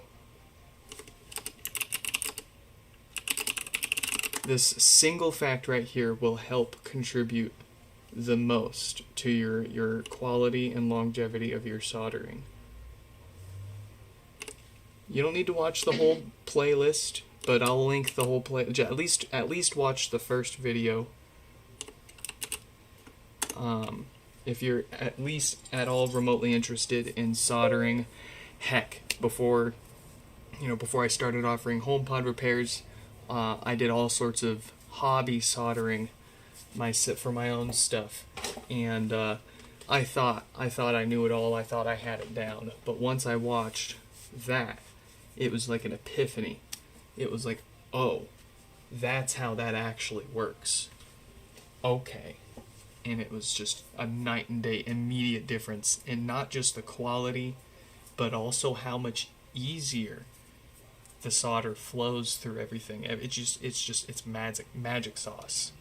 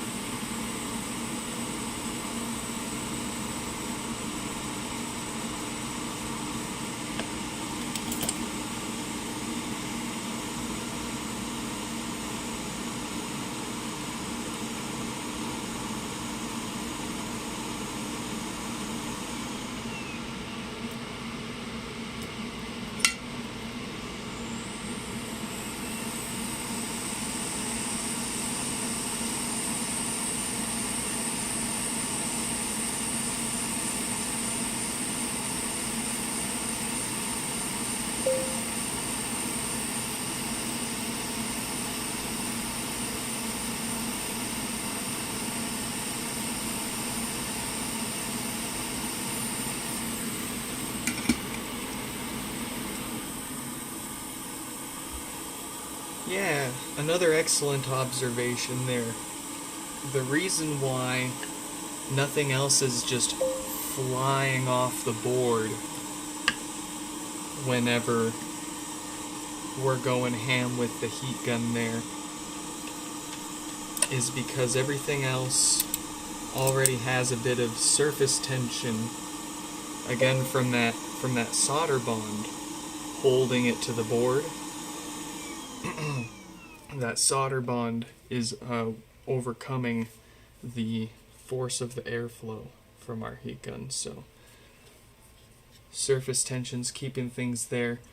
The reason why, and you might then ask, okay, well, why didn't the component that wasn't soldered to the board yet fly away as soon as you put the heat gun on it?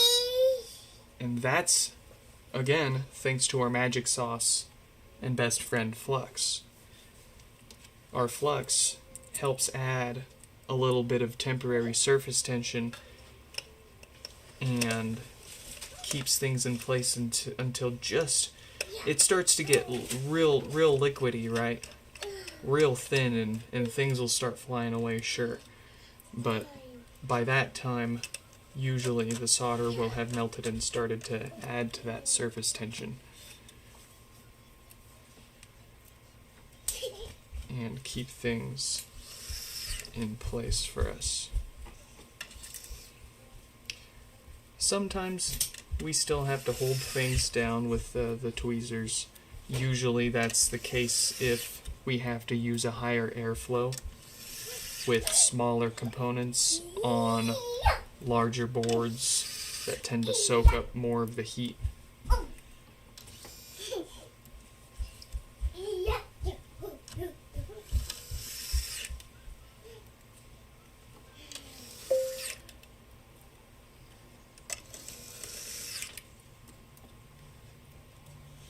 Yeah, of course.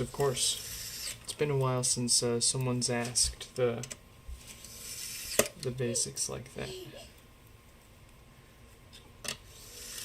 And I love every opportunity to share that playlist. Not everyone's into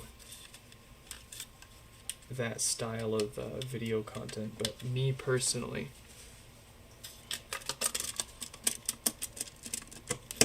that stuff tends to do an excellent job of breaking it down to the visual basics.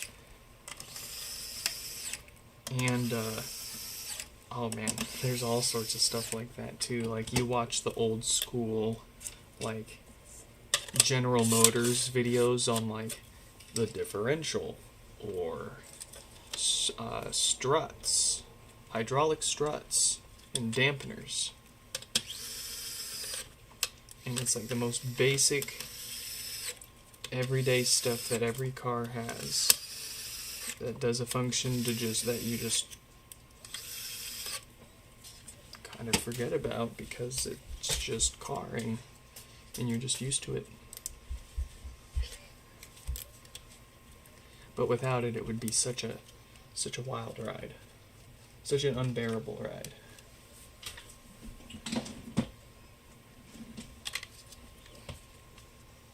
Such simple mechanics, but oh man, I love it. And the way they visualize it. Not to knock any of the new content that people put out there with the absolutely next level, next generation animations. That stuff's really cool too, but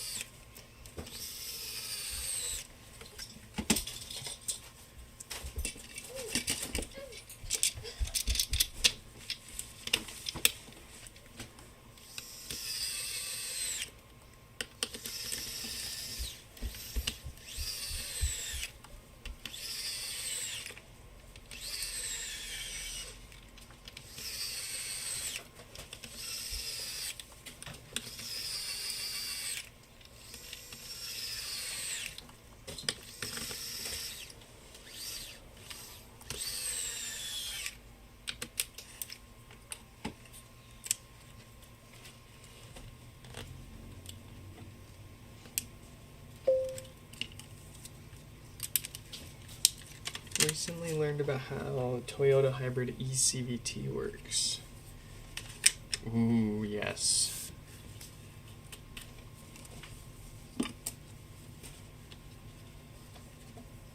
All the different hybrid systems floating around out there. My personal favorite, keeping in mind I'm not super up to date on all of the different technologies out there, but one of my favorites was not the Chevy Volt, not the Bolt, but the Volt. I thought the Volt was neat because the powertrain was all electric, but it had a gas engine on it that acted purely as a generator. It was entirely disconnected from the drivetrain. But it was, and it was you could get ones that were plug-in as well, so you had the best of you had your cake and ate it too. They had their problems.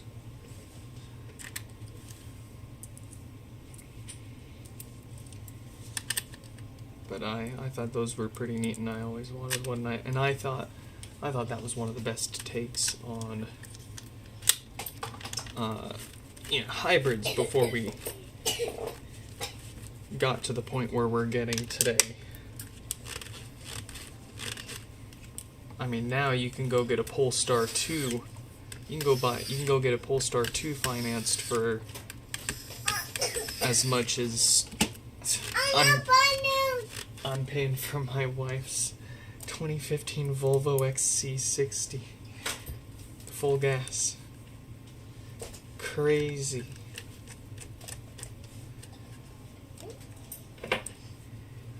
That's the point. That's where we're getting, and that's what I've been waiting for, is, where good used EVs are starting to become as affordable as a good used gas car.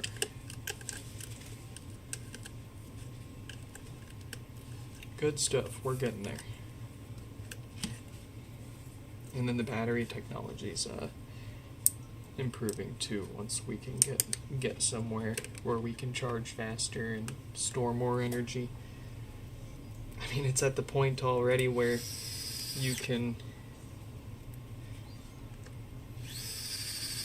charge insanely fast and go so far. And as far as towing's concerned, if you didn't know, EVs absolutely smash gasoline and diesel in terms of towing performance. EVs are far less affected by payload than ICE is. And if you don't believe me, look it up. There is a very good YouTube video where they tested this.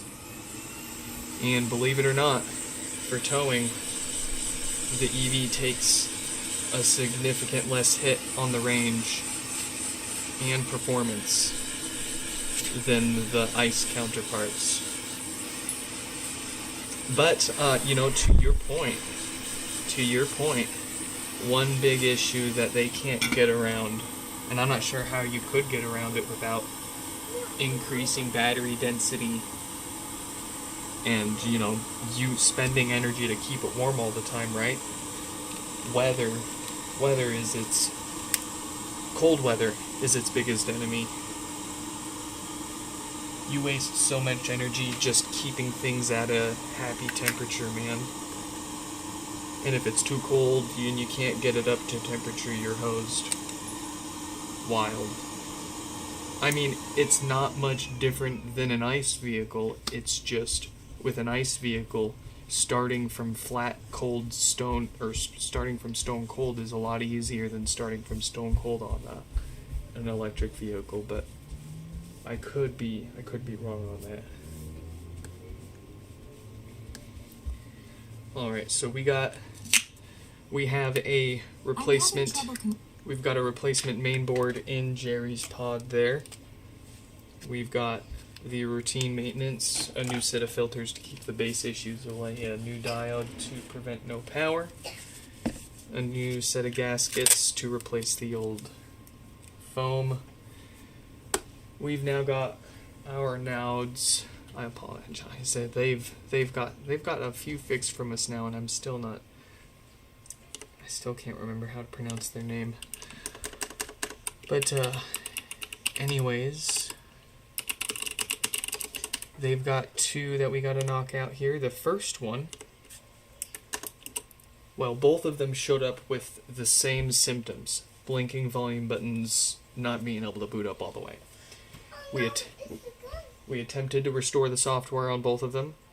This one took it and has not bricked itself again. This one did not take it and immediately complained about an issue with the main board. So, they're both going to get cracked open and the routine maintenance done. We're going to give this one the main board as well.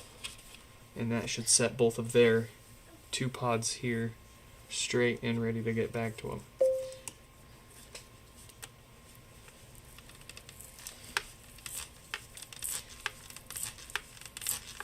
Ice drawback is inefficiency due to loss of heat, but in the cold it's useful to just heat the car.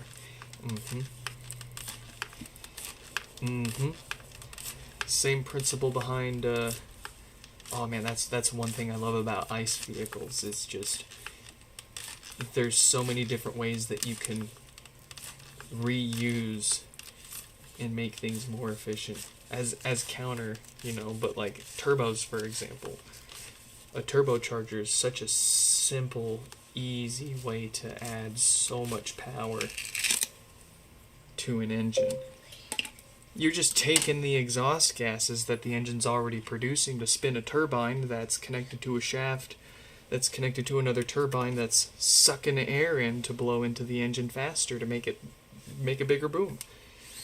It sounds like one of those troll face meme comics where you've got a magnet stuck to the front of the car on a bar and it's like infinite energy hack problem. But it actually works, and it works so well that like turbos are like the de facto thing to do besides superchargers, which are belt driven, similar concept. But as far as how they're getting that extra air, different thing, different source. But besides the point. Oh man, and then you got that one guy that with he's got a drag car that he's been working on. He doesn't use turbos. He doesn't use nitrous. His power adder for his purely naturally aspirated engine, which means no turbo, no supercharger, no nitrous, or anything else. Compressed air. The dude's practically got a giant compressed air tank in the back of the car to force a bunch of air into the engine. And of course, you know, each run you gotta refill it, and he's got this whole trailer full of compressors to refill the tank in the car. It's crazy though. It's insane how well it works. So brilliant.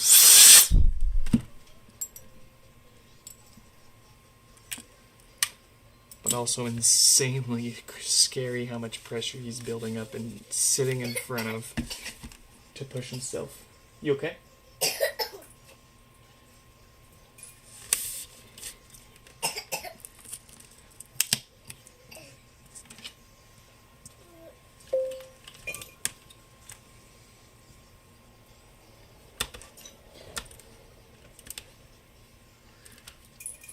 Mazda Sky Active were masters of this.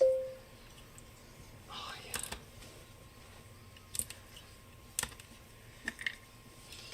Dude, compressed air is insane. Okay, and imagine if you could miniaturize the technology and then stick it on every vehicle, and like whenever you know the car's just got a little compressor and a tank that it just recharges.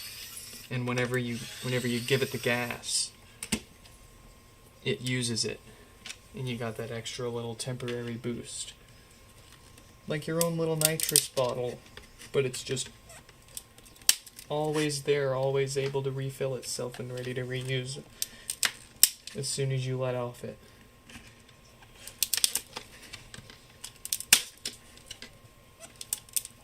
And you know, people don't need more than a few seconds of a burst from it. It's not like you're doing back-to-back drag pulls with it. But at the same time, when you're dailying it to work, we don't need to be fighting over who's getting in front of who on the on-ramp every day.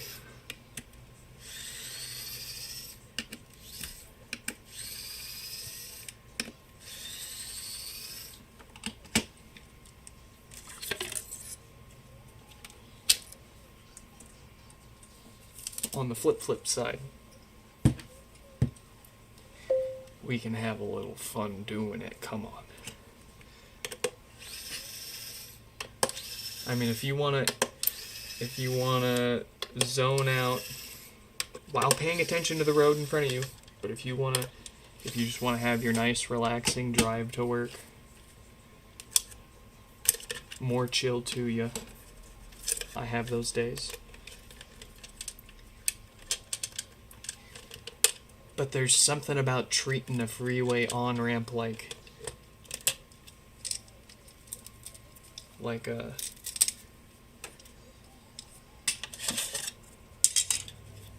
runway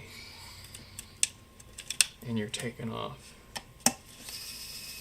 That's one of my earliest memories with my dad was him saying something like that. And every time we would get on the highway, he would floor it on the on-ramp. I loved it. Of course, I carry on the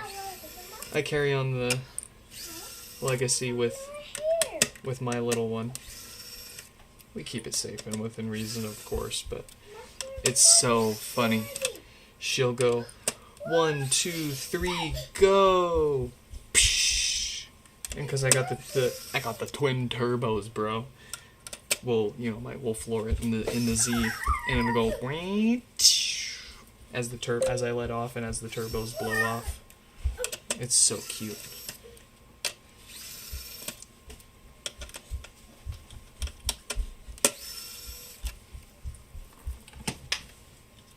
Seattle drivers are the... Oh, don't get me started. I haven't been to Chicago yet. I really need to go and check out the Big Bean, as that one guy really hates it to be called. I need to see the Bean. I also need to check out that one YouTuber pawn shop. That pawn shop that has that YouTube channel.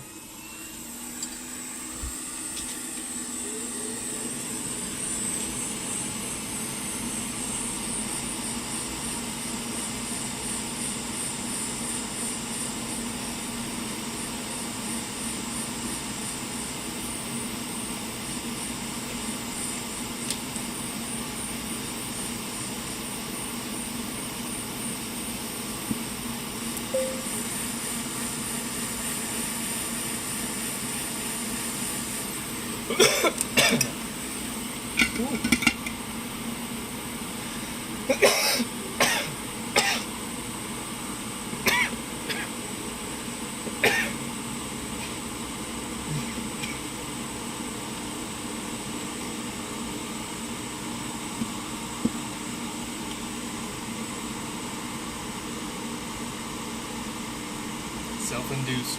My fault.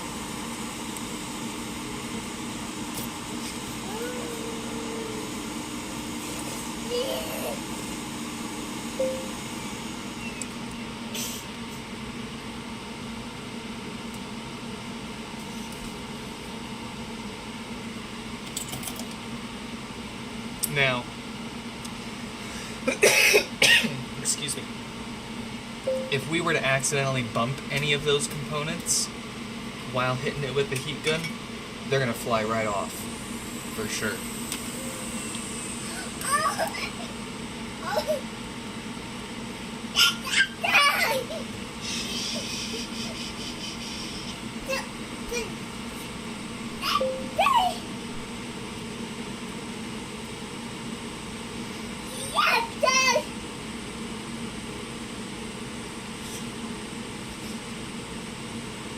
Quiet time.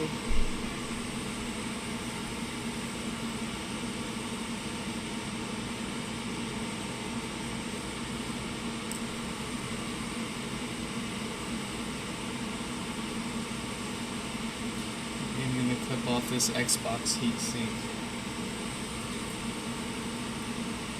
Oh, I see. I haven't worked on an Xbox One yet. I don't even have one. The newest Xbox I have is a 360.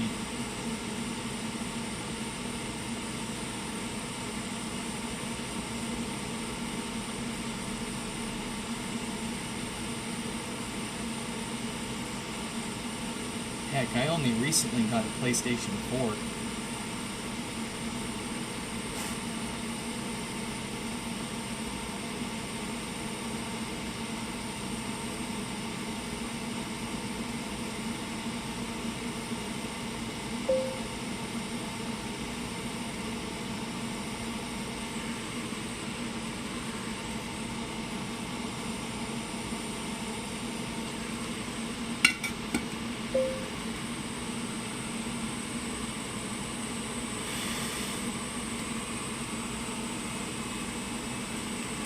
And a 36K dated diode means we don't need to worry about power issues, but as I say, they all get new filters to keep the farts away.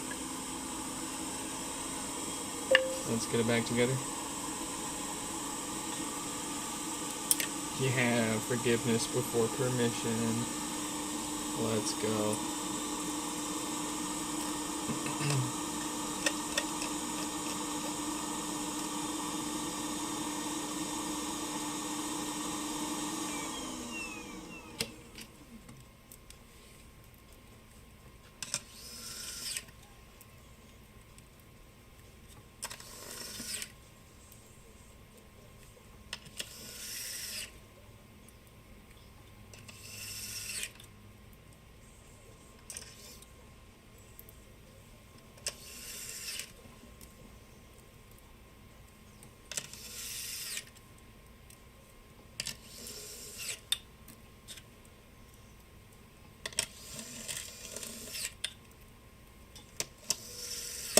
Oop.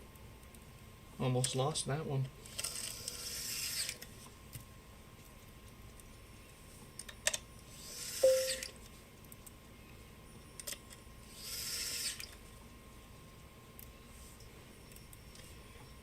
Absolutely.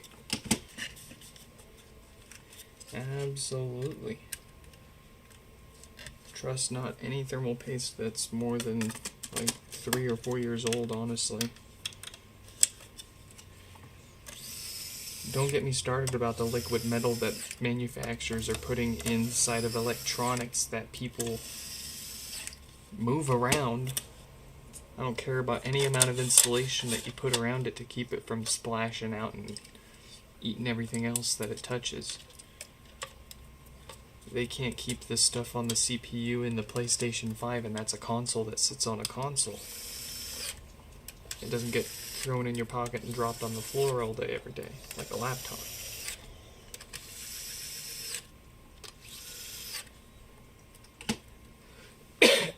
Rah.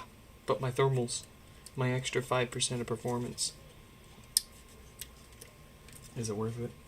Of course, to the manufacturers, it absolutely is, because that means conveniently, right outside of the warranty, it starts having issues. But to you, it means you gotta send it in to me to get the CPU reballed. If it didn't get galvanized.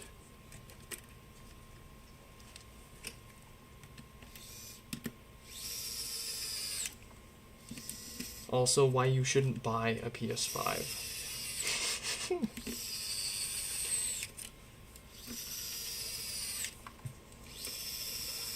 This post was brought to you by Xbox Gang. This post was brought to you by PC as an Xbox Gang. This post was brought to you by gaming PCs are the best. That's what I'm getting at. As my wife's gaming PC can't run for 6 hours straight without crashing every night.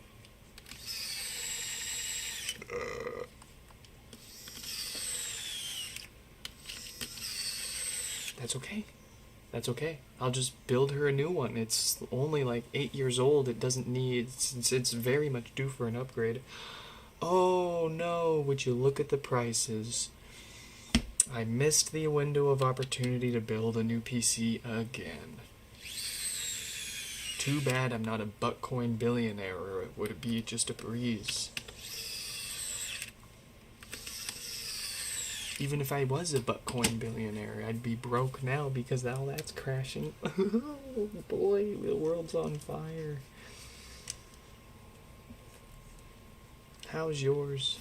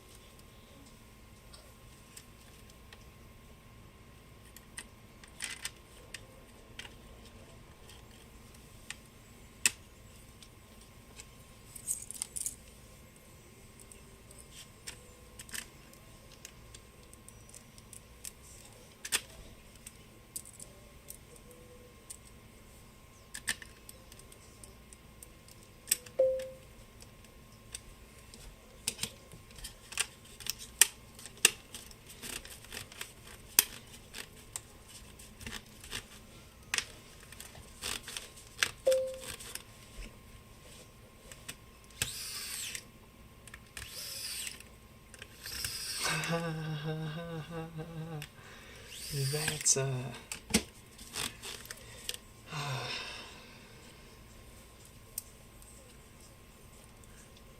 great.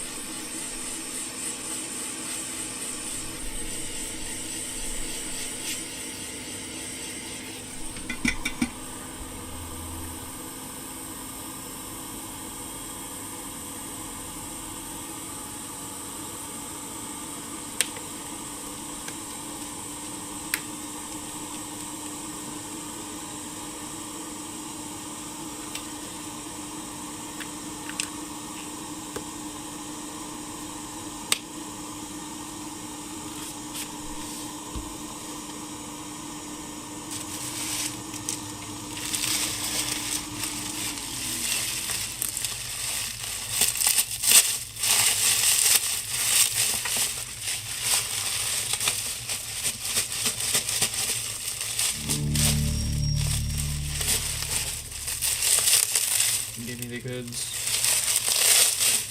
Give me the parts.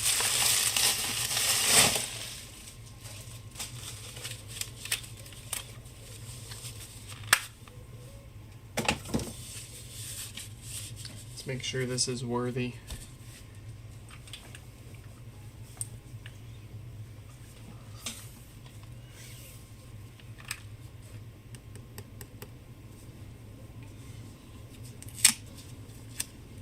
Very good.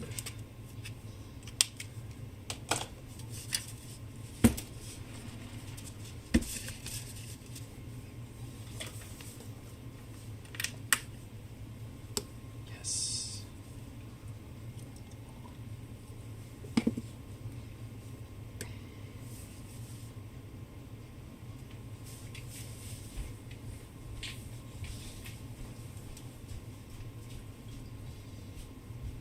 I'm having trouble connecting to the internet.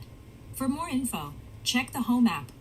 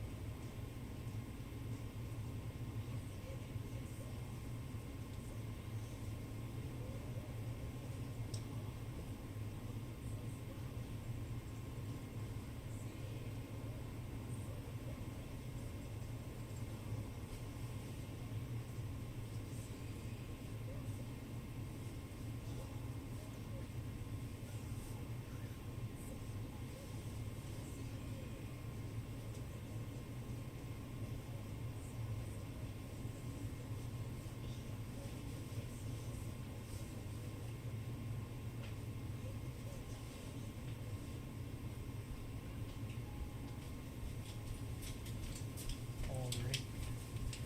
Sorry about that, eh? Had to break the bathroom.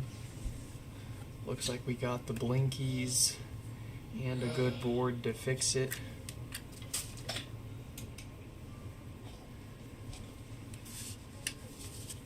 Let's get them.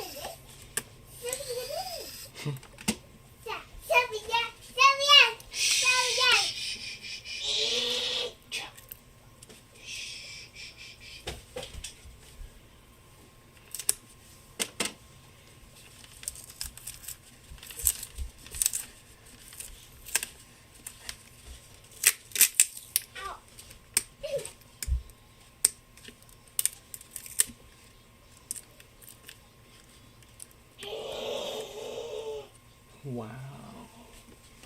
Someone's angry.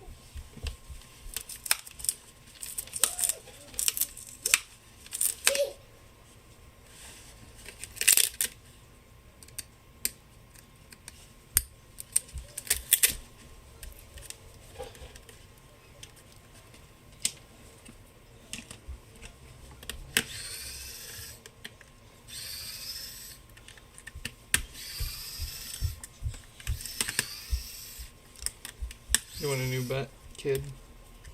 You need a new diaper.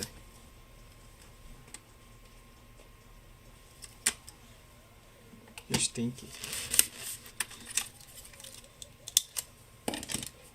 Oh, that's the bad one. What was it? Oh.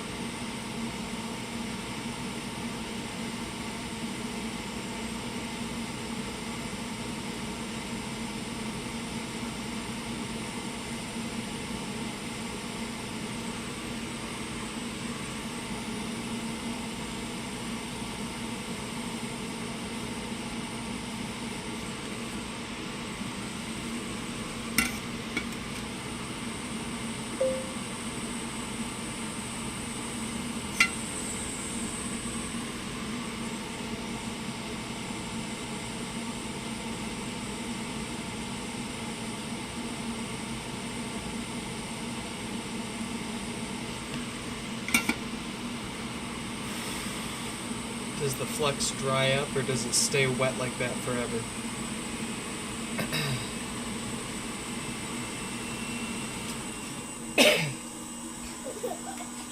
So it will stay, this particular flux will essentially stay just like that. It'll get a little, like it'll tack up a little bit, it'll thicken up a little bit, but it'll visually look exactly the same.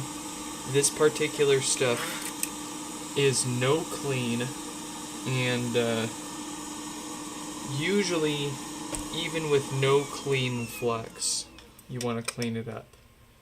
But we can get away with it in these, at least with the amp board repairs. We don't have to worry about it because everything is sealed up. And if things are getting in or out, then we've got bigger issues. So we don't have to worry about it accumulating any dust or anything like that.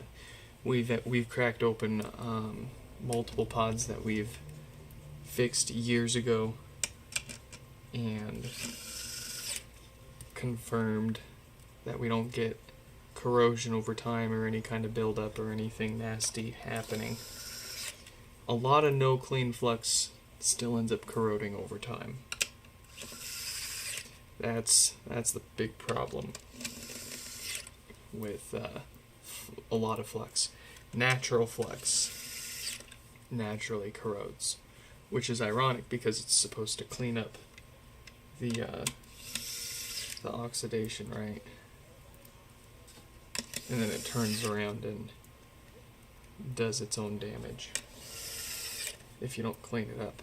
But two exceptions. One, no clean flux. Good, real no clean flux.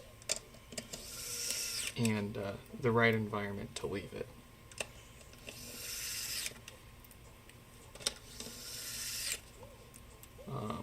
For example, if we were doing a repair to the logic board, since the logic board's further up top and not sealed off, we would consider cleaning it.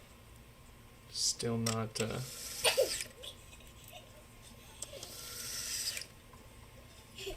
too concerned about it, but to each their own.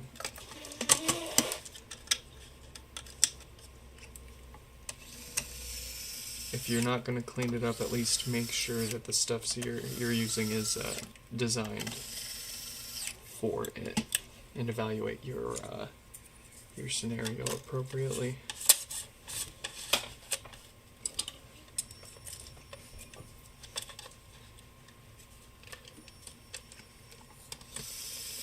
If we had an ultrasonic cleaner, and we didn't have to fix like 10 to 20 HomePods a day, I would consider cleaning each and every board before we put it back. You okay? Before we put them back together. Uh-oh, you got a boo-boo. Ooh, that is a boo-boo. You want a Band-Aid? Come here. Get you a Band-Aid.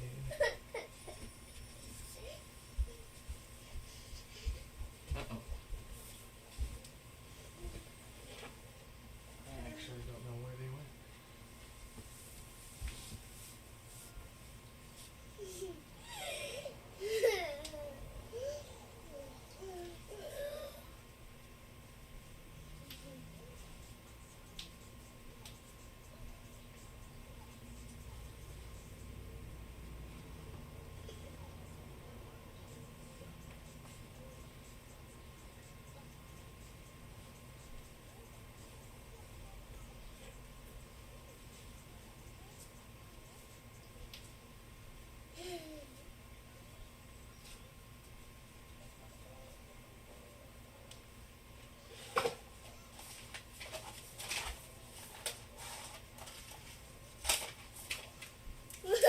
Come here.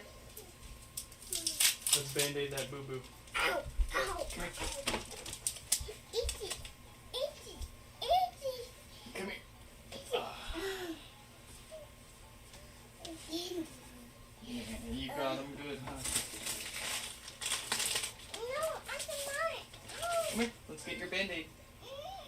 Band-Aid your boo-boo.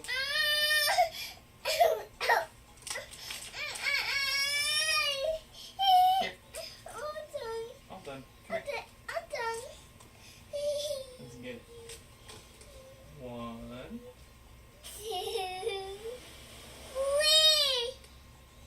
2, 3. There we go. Good job. You want me to give you a kiss? Oh, there you go. All better.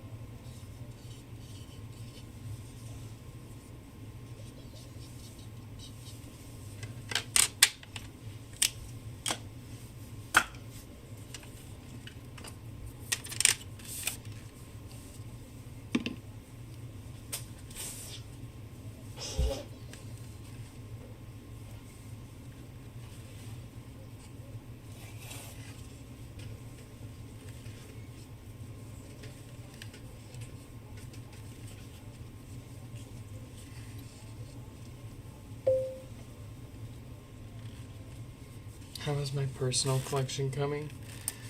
I don't want to talk about it. Depressing.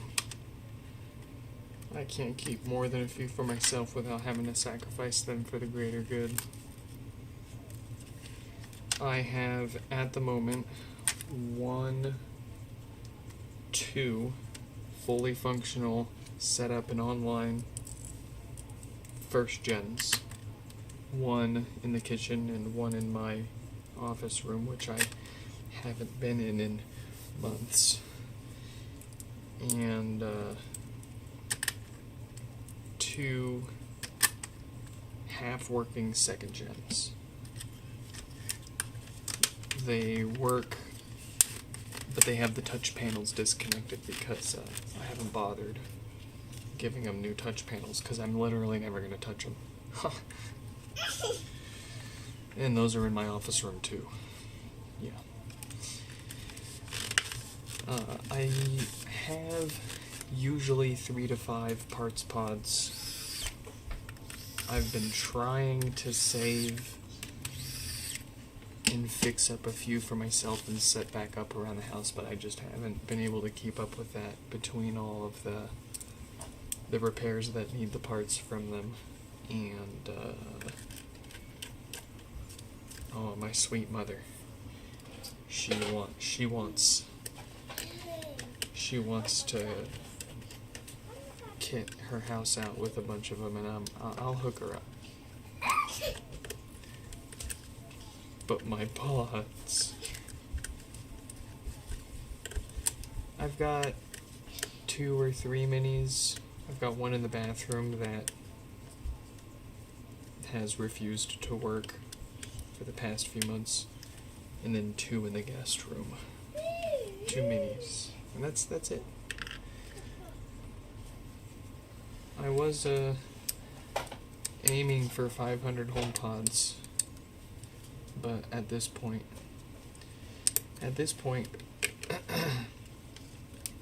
anyone want to sponsor me? It would not be that expensive to buy 5,000 broken HomePods and have me fix them all. I wonder how long that would take. And then we just gave them all away.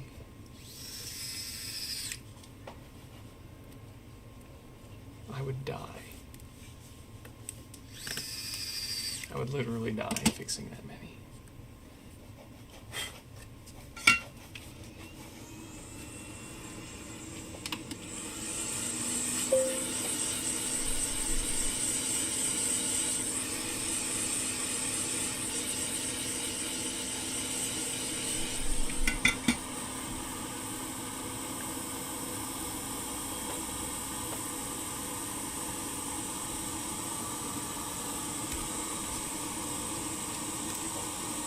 Oh yeah.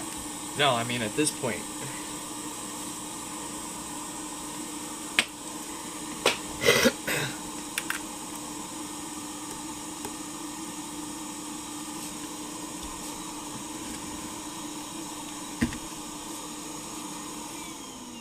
At this point, I want to say that we have long achieved the goal to fix the world's HomePods. Of course, we're not going to be able to single-handedly, personally fix every single HomePod on our desk here, right?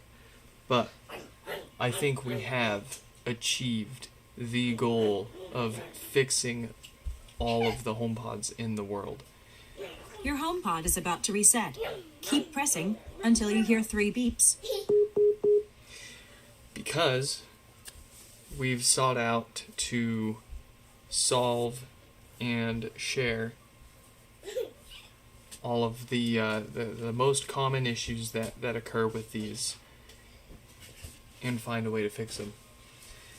Between most of the common hardware issues and being able to figure out how to reflash the software on them after Apple left everyone in the dark on that, I think we achieved that goal. At this point, we're just cleaning up the bodies from the war. The war's been won. We're just picking up the rest of it.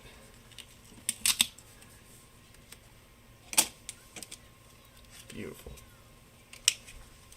Oh, let me do that and that. Beautiful, beautiful. What time is it? 10:30? Oh yeah, we got time. Mr. Incredible meme, we got time. I got time. Yeah, I got time. Let's see, 4889 coming up soon. Fine.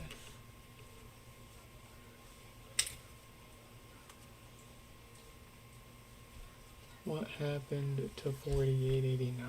Wow.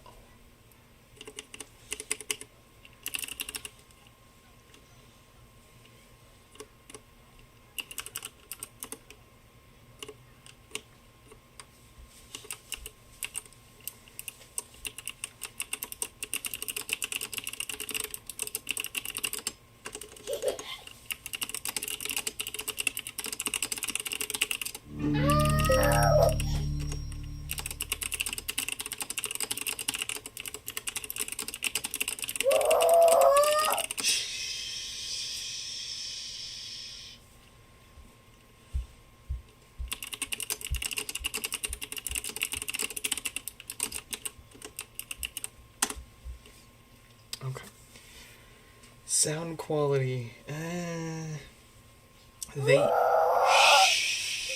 Sorry. She's, it's 10:30. The wife's asleep. She needs to learn. Hey. Shh.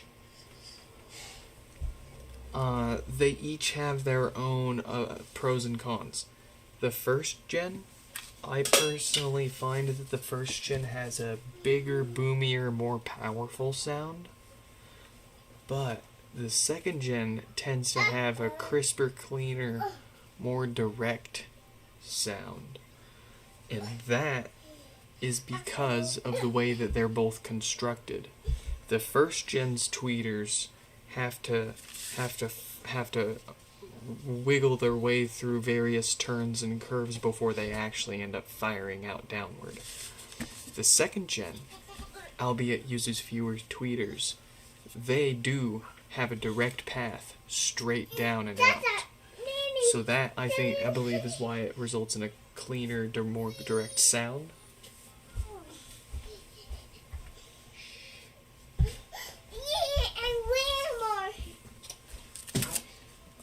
So it's kind of a subjective preference, which one you think sounds better, because they both naturally have different sound profiles. Not as far as quality, I feel like the second gen sounds, crisper, cleaner, more precise, but somehow a little harsher also, and a little more artificial. The first gen feels a little warmer and more natural, but if you're not super tuned into and attached to either of them, then you'd be perfectly fine, more than likely, with the second gen. They both hit the same general sound profile that they're known for. But if you're picky and you're used to one, then you'll notice more and probably prefer it over the other.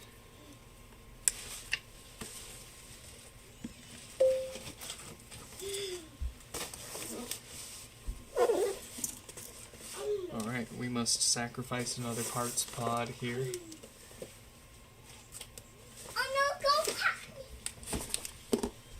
And let's get the names switched up. There we go.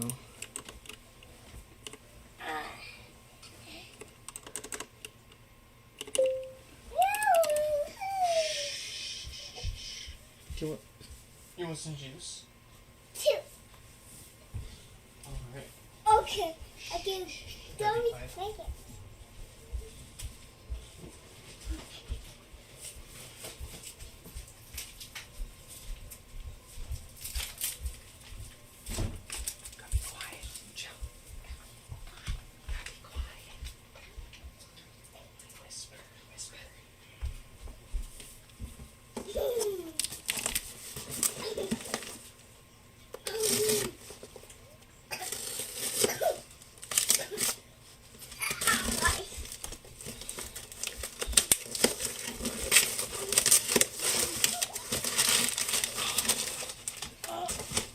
I'll find another pod.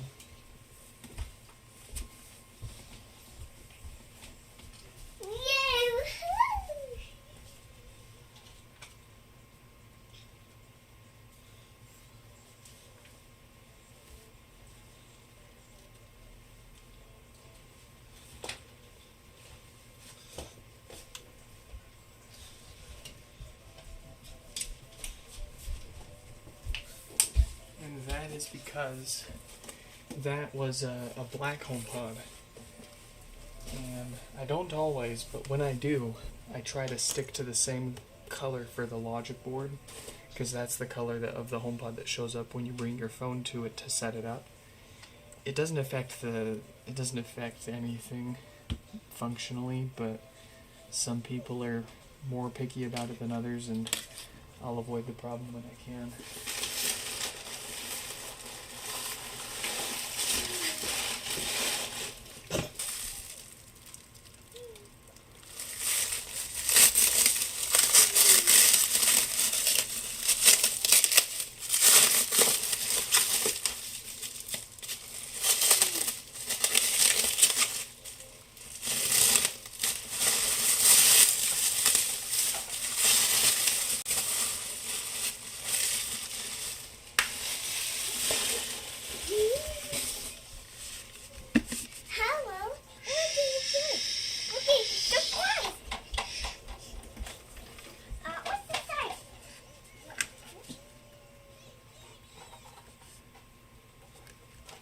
Nice, no lights, no power for this parts pod, and the power draw tells me that it's an amplifier issue and a perfectly good logic board. We have a cracked top, so If only whoever sold this one to me packed it better.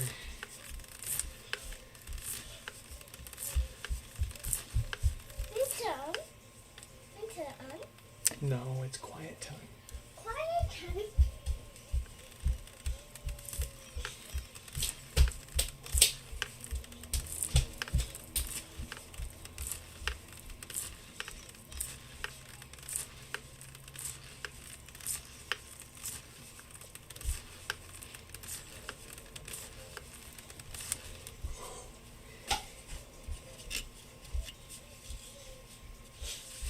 It is in good shape physically, so at least as far as the mesh, I should be able to wash that and reuse it for something else.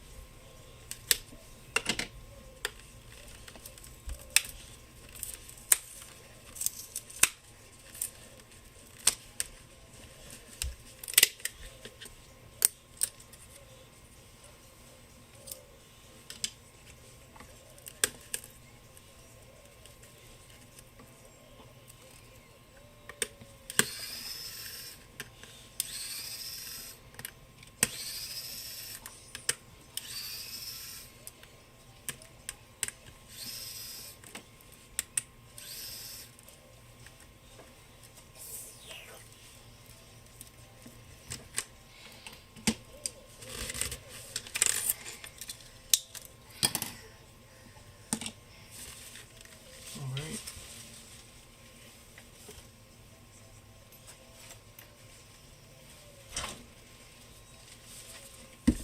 We've got our board.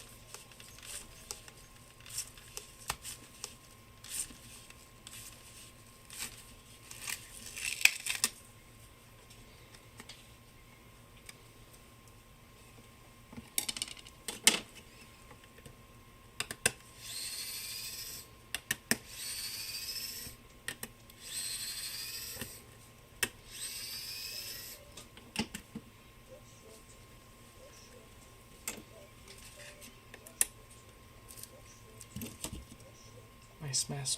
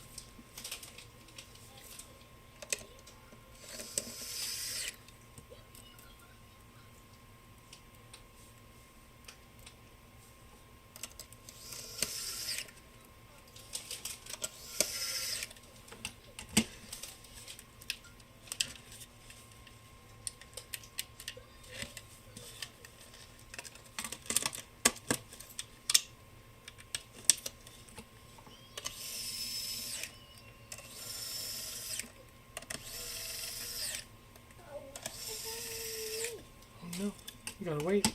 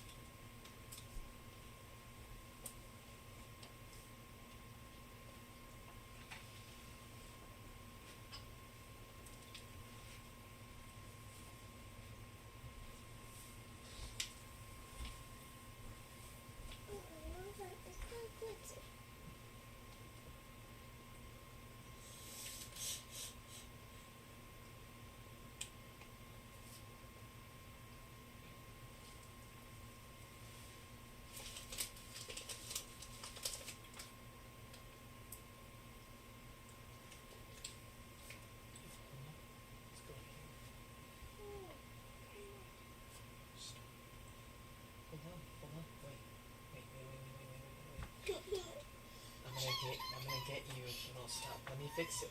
Let's fix. Let's fix. There we go.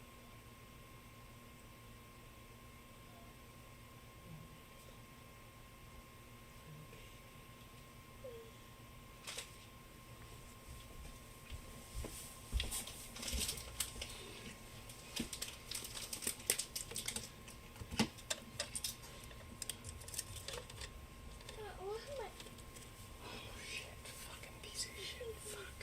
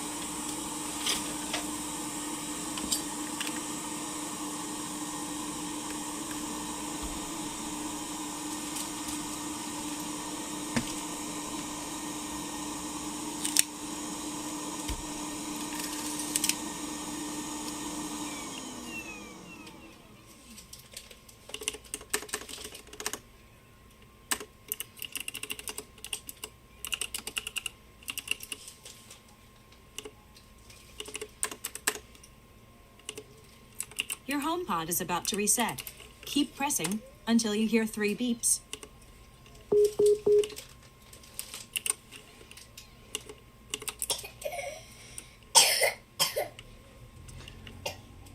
scared me, kid. Making me nervous.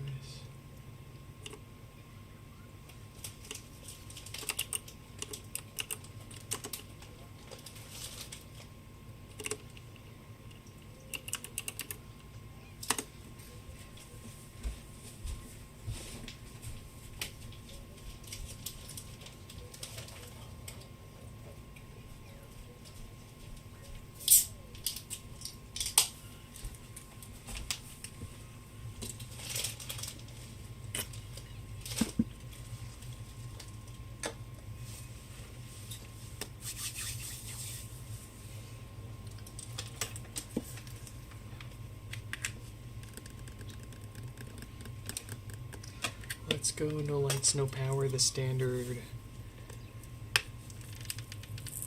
routine repair / maintenance for Brett here should fix them up and keep them going.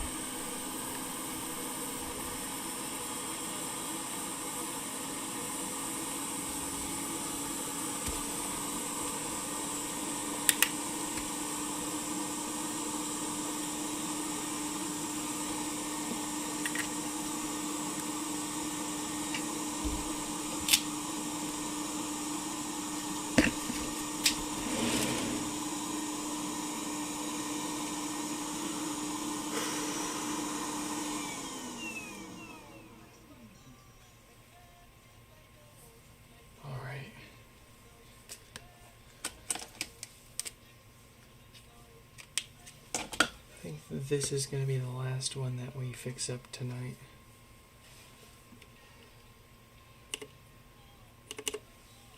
$48.65 for no power. I'm having trouble connecting to the internet. For more info. Yeah.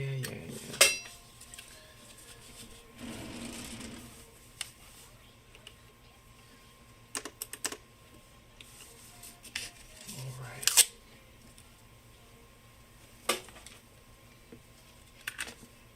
It's getting late. I gotta get that kid to sleep.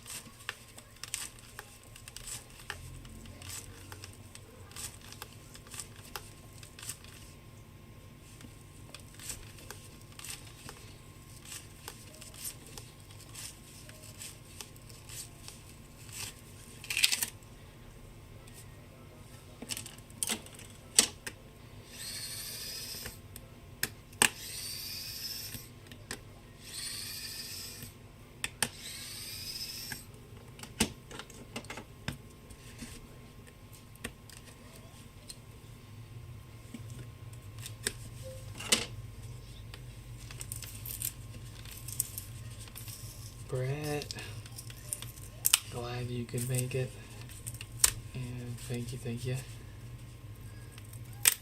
Oh. I'll be following up with you and everyone else after our stream tonight, so you know how to pay and get your pod back, yeah?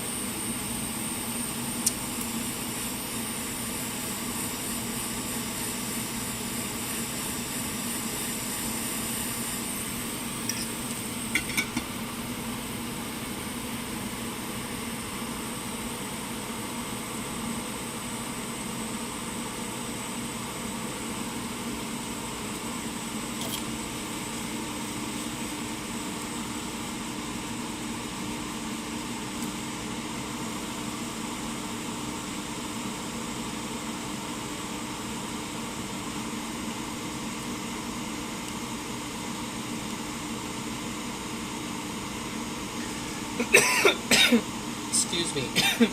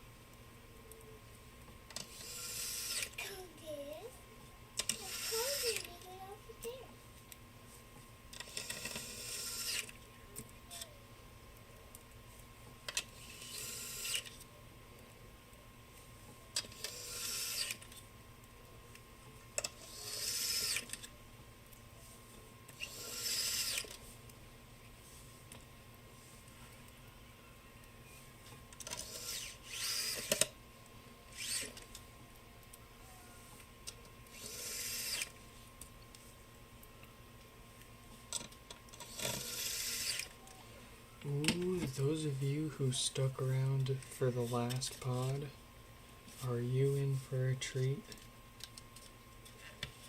I have a new little secret sauce to add. Where is it? I'm gonna be trying this out soon.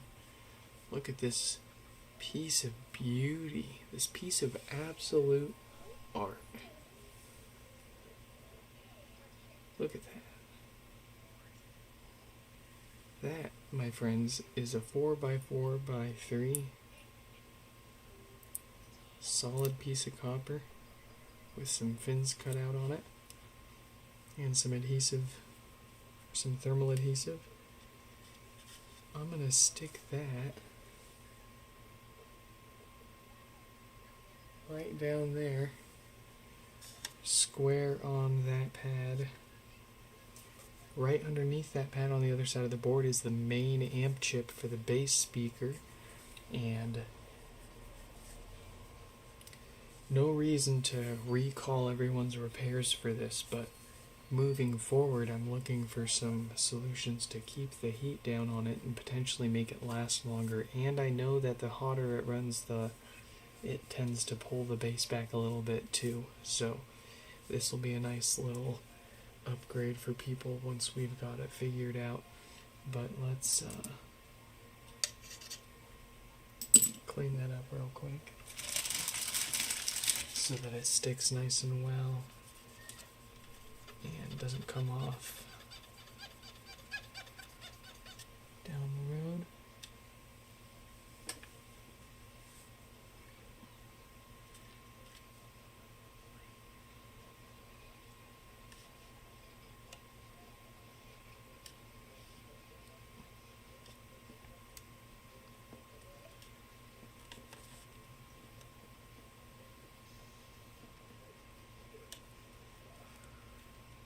Here we go.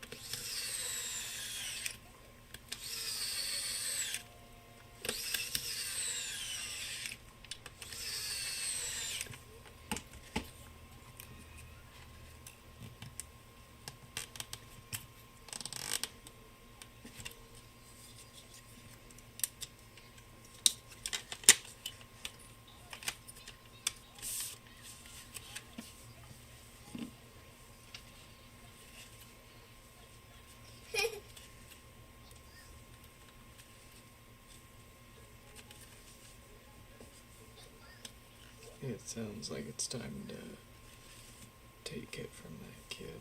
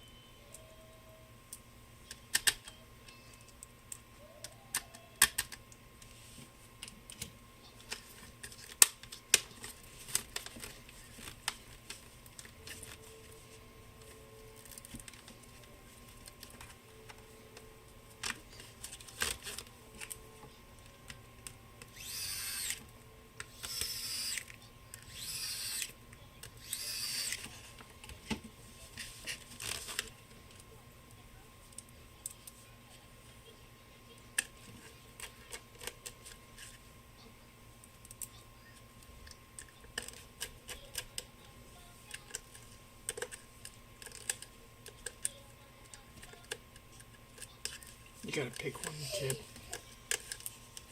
You gotta pick a video and stick with it.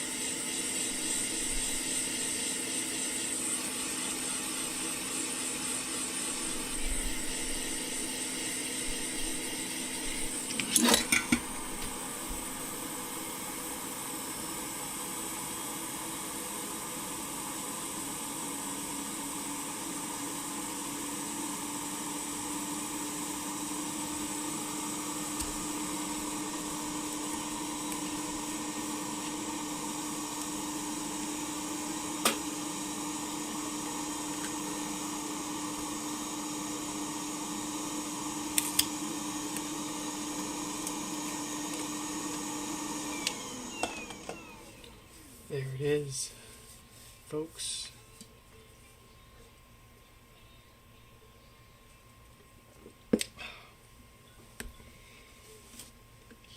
I hope you all enjoyed this live stream repair.